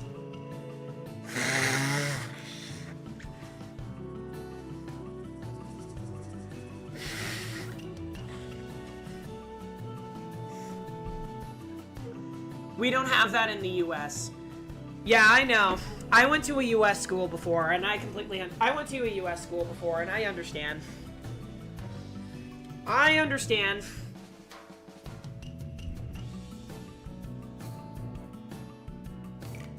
Nah, I mean, I guess you can say it's like... It really shouldn't be a competition on whether it should be, or like whether you're good, average, or talented, but... Like, what matters is the idea is not to compare other people, but to make sure that the students are in a safe learning environment where they can feel, you know, feel like they're not alone and that they can learn in a safe environment. That way the students have similar, you know, the students have very similar interests, they learn at a similar experience, you know, and they can increase their skills together.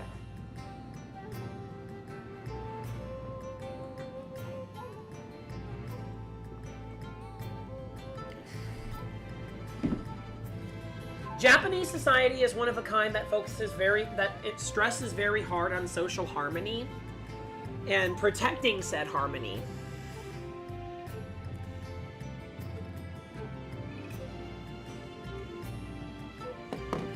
Let's see, the school system here in Indonesia is getting weirder every second I got older each year for me. You know, back then in their system was okay-ish until K-13 existed. Their minimum score to pass back, oh dear.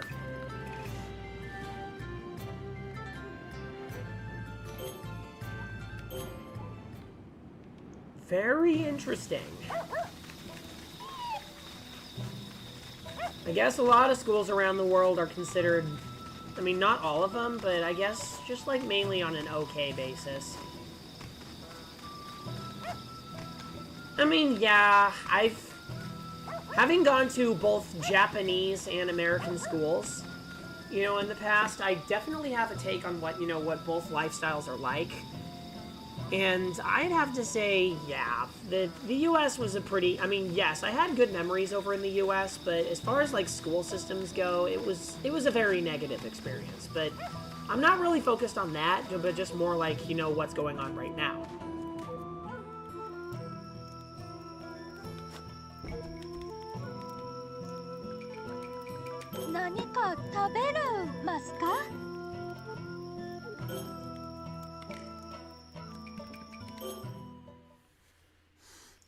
God forbid you end up in Gimel. Gimel?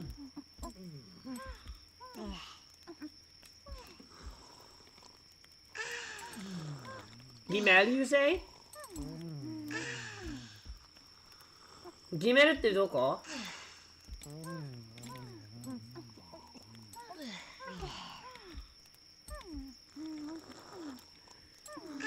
But yeah, when I'm gonna be honest with you, I'm probably gonna continue teaching later on in the future, but like in addition to becoming like a, you know, big famous YouTuber one of these days, yeah, I really want to make sure, yeah, I really hope for like a lot, you know, much more nurturing and a stronger education in the world.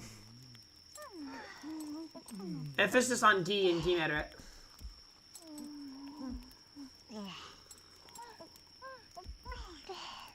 Gimeru isn't a place, it's a letter in the Hebrew alphabet. Ooh! Hebrew! Okay, in that case, let's probably put that to a stop there. So, we do have I do have a set policy on not talking about politics. So, let's just stop there and realize, you know, that we're in better places right now. And that we're just having fun.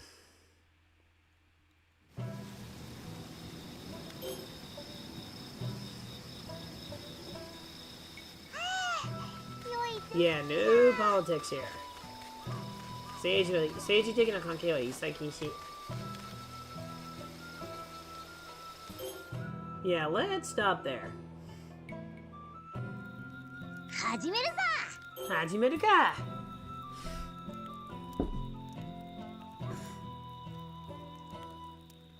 Let's see. はいね、今週、なんじゃって? I wouldn't say it's politics, but I can't stop you. Yeah.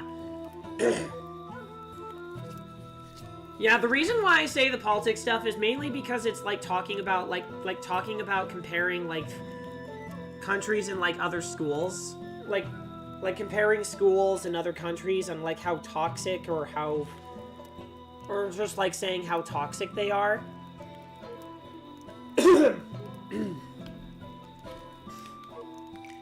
But yeah, I'd say just for the sake of, you know, fun little conversation, let's just have it right there.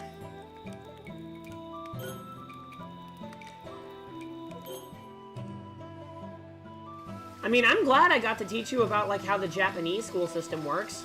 Like, mainly because it was on, like, a more, you know, on the whole subject of increasing nurturing, like, of establishing harmony and creating a nurturing learning environment.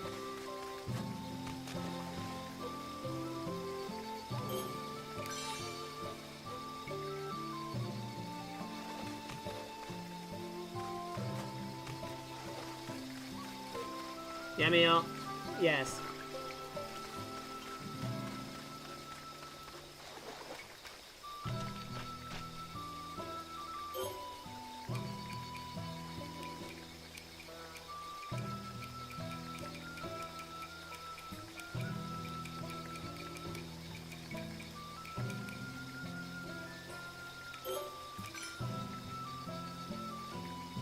Afel, Aleph, and Gimel. I've heard that. Have I heard that before? Glad to have learned something new. That's a great thing, learning something new. Life's a wonderful experience where you can learn so many new things.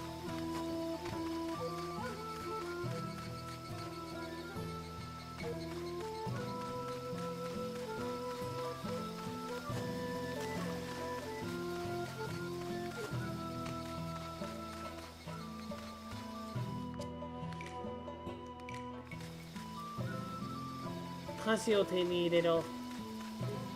kasiはどこで見つけられるのかな。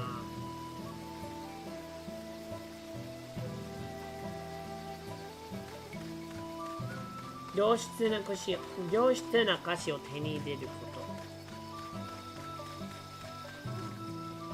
と。良質な歌詞を手に入れること。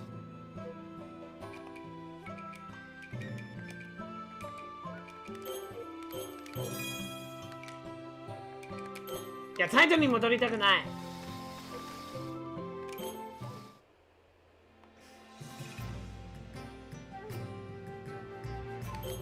はい、次は都政の丘。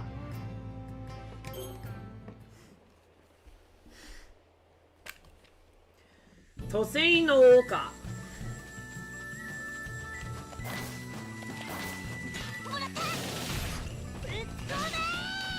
Let's come in! Let's come in!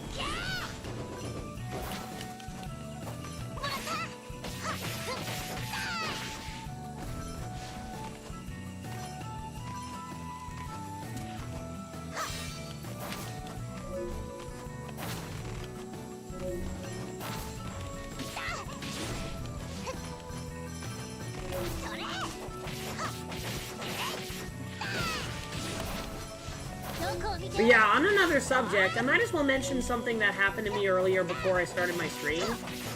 I ended up watching Bobo out of nostalgia from my elementary school childhood, and I actually laughed so hard to the point where I ended up in tears and I ended up almost losing my breath. I have not experienced that in a while.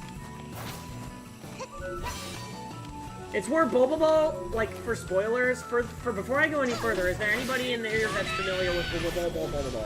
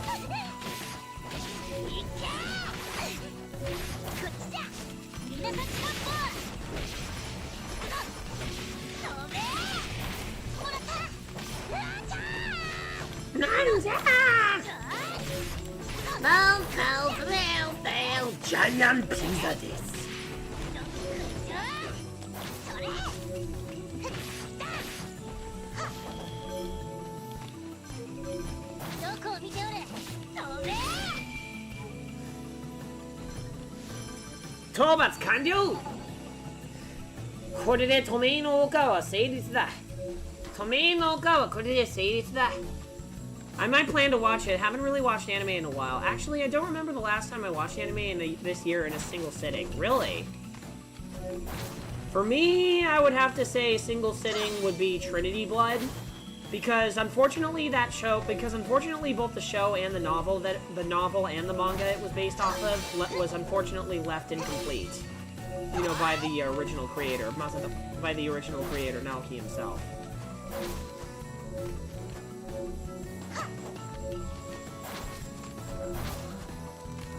But it has at least a maximum of 26 episodes. It's a pretty easy sit through.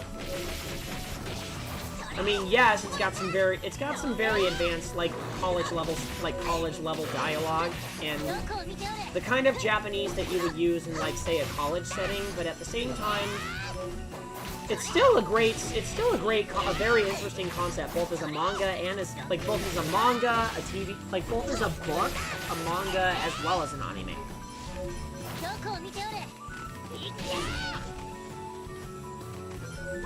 That Nanja part sounds clean. Oh my god, who voiced the character? Good question.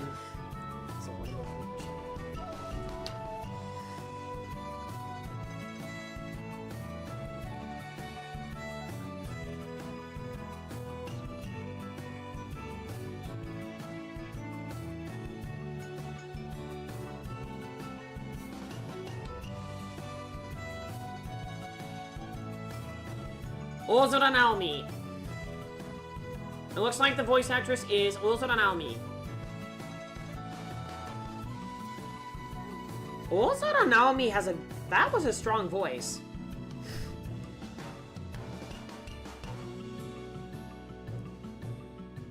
Let's see, Yano Ryuta plays Taemon. And then Kubota Hikari also plays Mirute. Maeda Soma plays Kinga.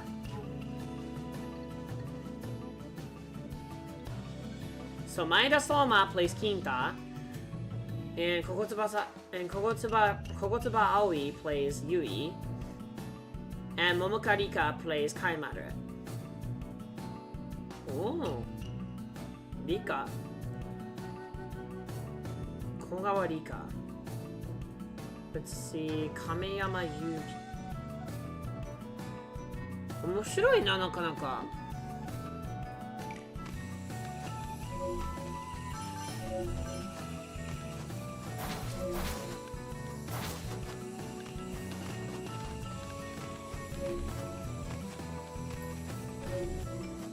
Ozora Naomi. Have I heard about her before? I will check her other roles. Probably I might know her. Yeah, I've got a sense that sounded familiar as well. Ah, なんかちょっとガタガタしてたんだぞ、あの体中が。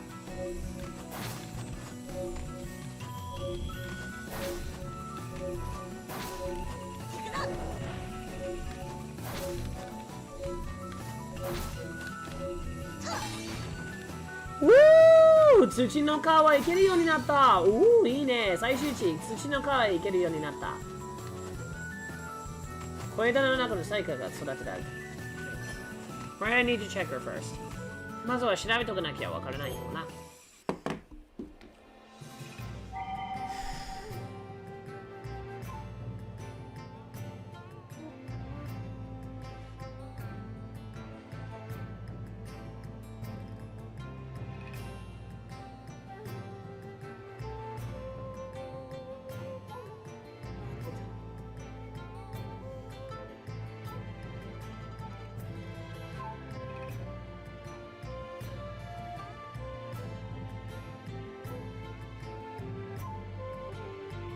大空直美さんは他にどんなキャラクター演じてたのかな。おお、聖闘聖夜の子供のキャラクター。あ、聖闘聖夜がデビュー作品なんだ。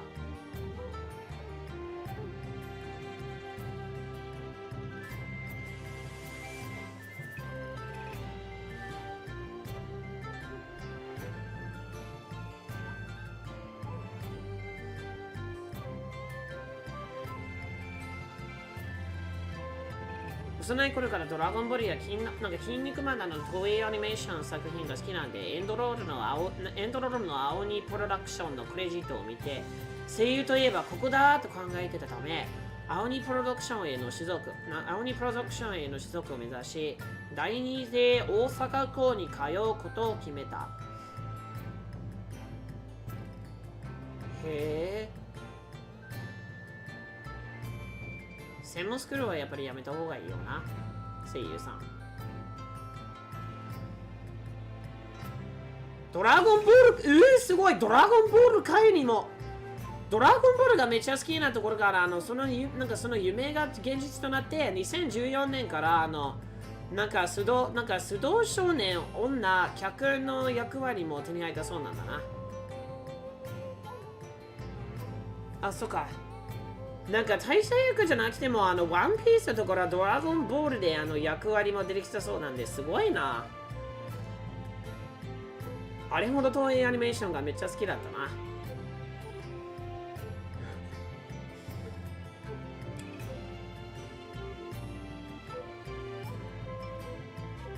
フィルム製にも出てきた？ヒーローズミッションロロソール。So she played Rorosora in Boku no Hero Academia, the movie World Heroes Mission, and she actually aspired to be an actor after watching a lot of her favorite. She was actually a huge fan of Dragon Ball. She was a fan of Dragon Ball and a lot of Toei animation and One Piece and a lot of other Toei animation like a lot of Toei animation shows. And she looked at the credits a lot and said, speaking of seiyu or speaking of actors, yeah, this guy or that guy. And then she decided to go to Osaka, an Osaka school for acting. Well, not exactly like for acting. She said she wanted to become a actress. Yeah, she wanted to become an actress, particularly it's particularly the credits for Oni production credits. And she said, yeah, when it comes to actors, this is the place. So she decided to aim for getting into Oni productions, and she went to Aonijuku Osaka school in order to fulfill her dream, which she managed to accomplish. That's really cool.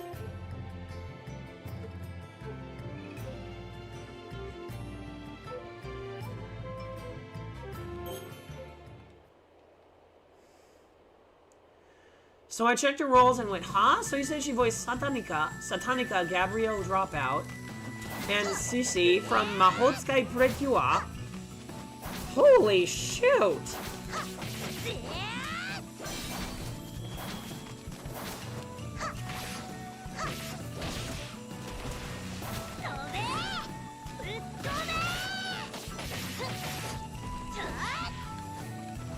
Holy shoot.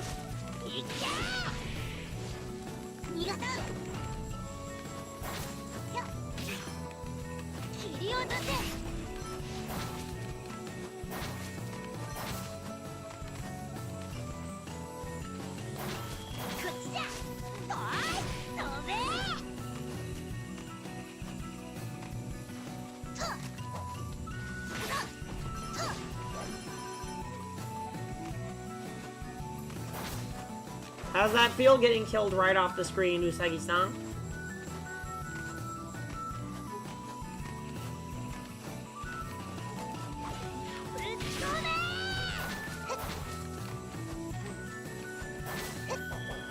It's coming!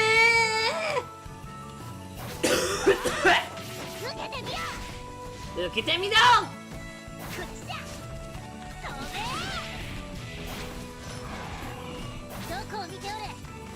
Doku mitore!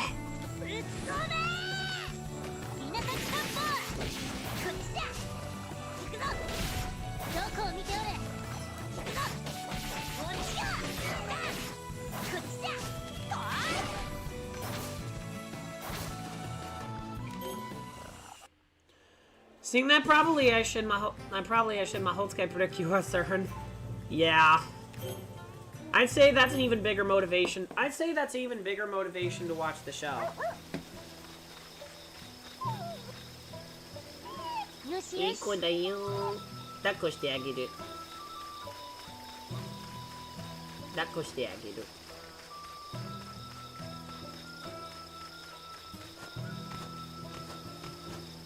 いやー、こいつはやっぱり傑作だな。どれにあれほどの人気を収めてると思ってたら、和風設計だけじゃなくて、和風設計に稲付け、なんか、和風設計に田植えの体験のみならず、ここまでの爽快感ができるなんてさすがだな。何か食べるますか？じゃあ、遊戯を取ってきてから、やっぱり今回終わりにしようかな、そろそろ。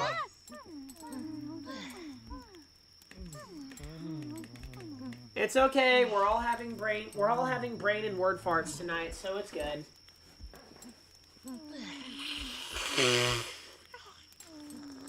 We're basically here to blow all that off.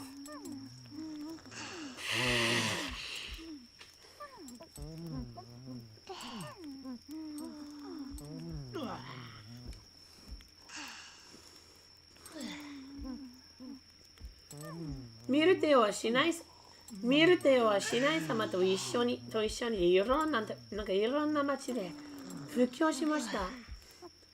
しない様ぞ頑張りました。しないぞ頑張りました。やなと言葉難しいですが正しいことを言いました。いっぱい。ほとんどの人はミルテたちを悪く言うでした。石を投げる、唾を吐く、唾を吐く。ミルテたちとても苦しい。なんてやつらなんだよ。そんな人たちにほっとけばいいのさ。いい人います。時々。司祭様、話できる人を見つかれ。喜びました。って何？でも、フォルモスの信徒増えると、お寺に嫌われるんです。信徒増えると、なんで？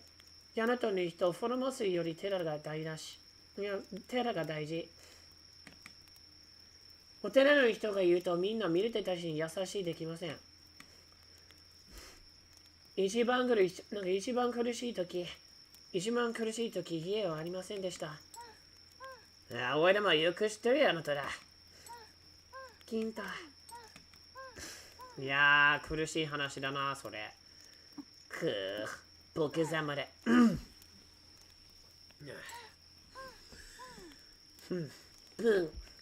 ボケ桜め。余計なこと聞きよって。このよどんだ空気をどうしてくれるんじゃ。見るとよ、誠に弱い様なかった。お主たちがこれまで受けた仕打ち、数々の無礼をヤナトの皆に加わって謝らせてくれ。ねえ、タイも謝れ。違う思います。んだ、他人に会ったことに一日頭が下げてんきりねえぜ。ヤナトの人なんか結局そんなもんで、どいつもこいつもくだらねえ。ヤナト人なんて結局そんなもんで、どいつもこいつもくだらねえ。ミルテはそう思いません。人は悪い心、いい心、どっちもあります。ミルテたちに石を投げる人、違う時はいい人かもしれません。人を知る、どっちも知る、大事です。それに、フロモスを始めてる人は悪くなる。ヤナトだけじゃありません。他の国でも。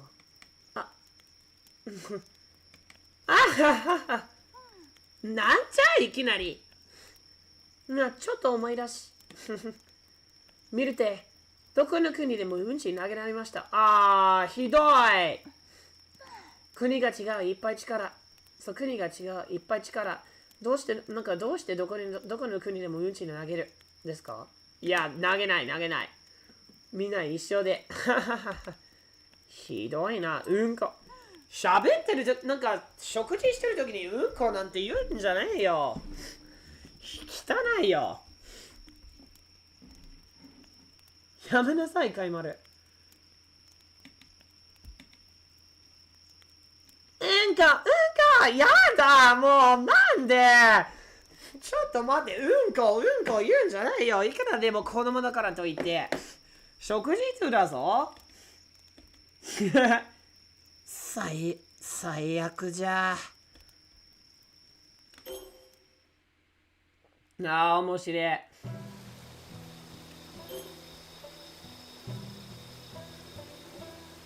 風が強いの。冬がやってきちゃった。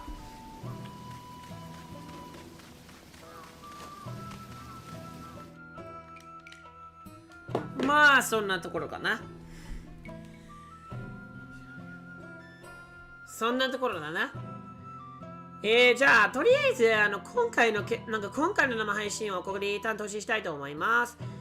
前回よりももうちょっとねたくさん言えるようになった気がするんで、これからはもっとスムーズにやっていけれたら、やっぱり配信とスムーズ感とかみんなの楽しく見られるような体験。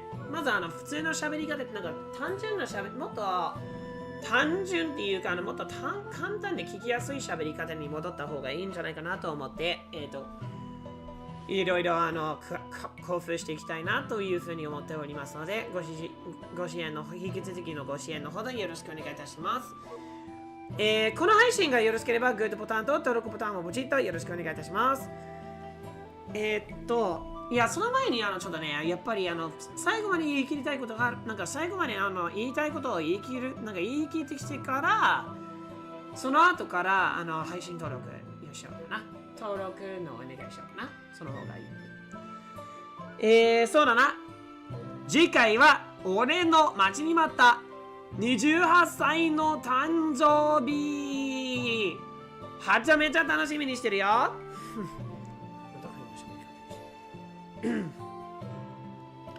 はちゃめちゃ楽しみにしてるよ。さあ、28歳の誕生日迎えてるわけだから、まずその日から自分の大好きなゲーム、ロックマン X を始めて、大好きなゲームをありったけやり尽くしていきたいなっていうふうに思っております。やりたい放題。1年に1回やりたい放題。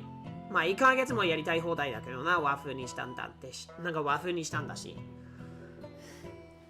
まあというわけで、妖怪ウォッチ、今月は1の6っていうわけなので、妖怪ウォッチとか和風、妖怪ウォッチとか天水のSakunahimeとか、モンハンライスでも大歓迎やな。あれも和風系になってるもんな。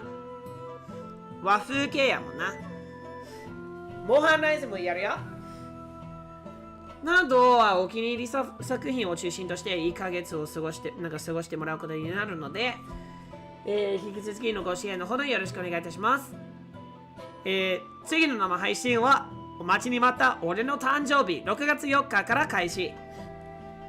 この配信よろしければグッドボタンと登録ボタンもポチッとよろしくお願いいたします。じゃあ英語版に切り替えてきたら一旦配信閉じしたいと思います。以上です。Thank you all so much for coming tonight. That was a fun beginning to Wanoroku, which is a very special theme on a personal level for this month, because as of Sunday, June 4th, I am officially going to be turning 28. I am going to be 28 years old in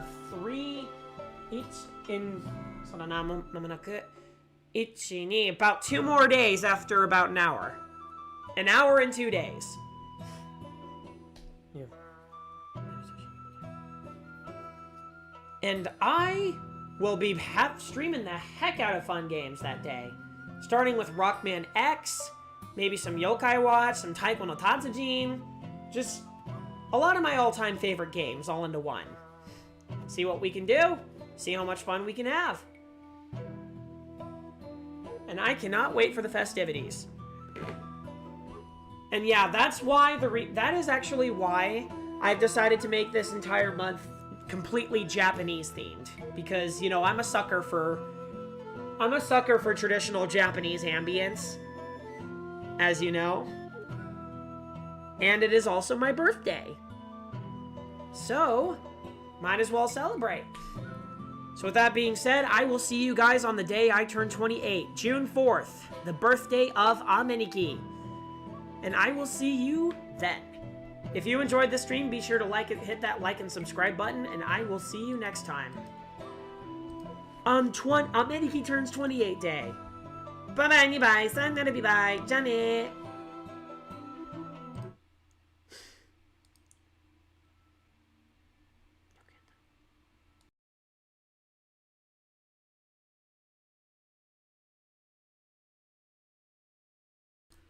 Also, thanks, Ichan.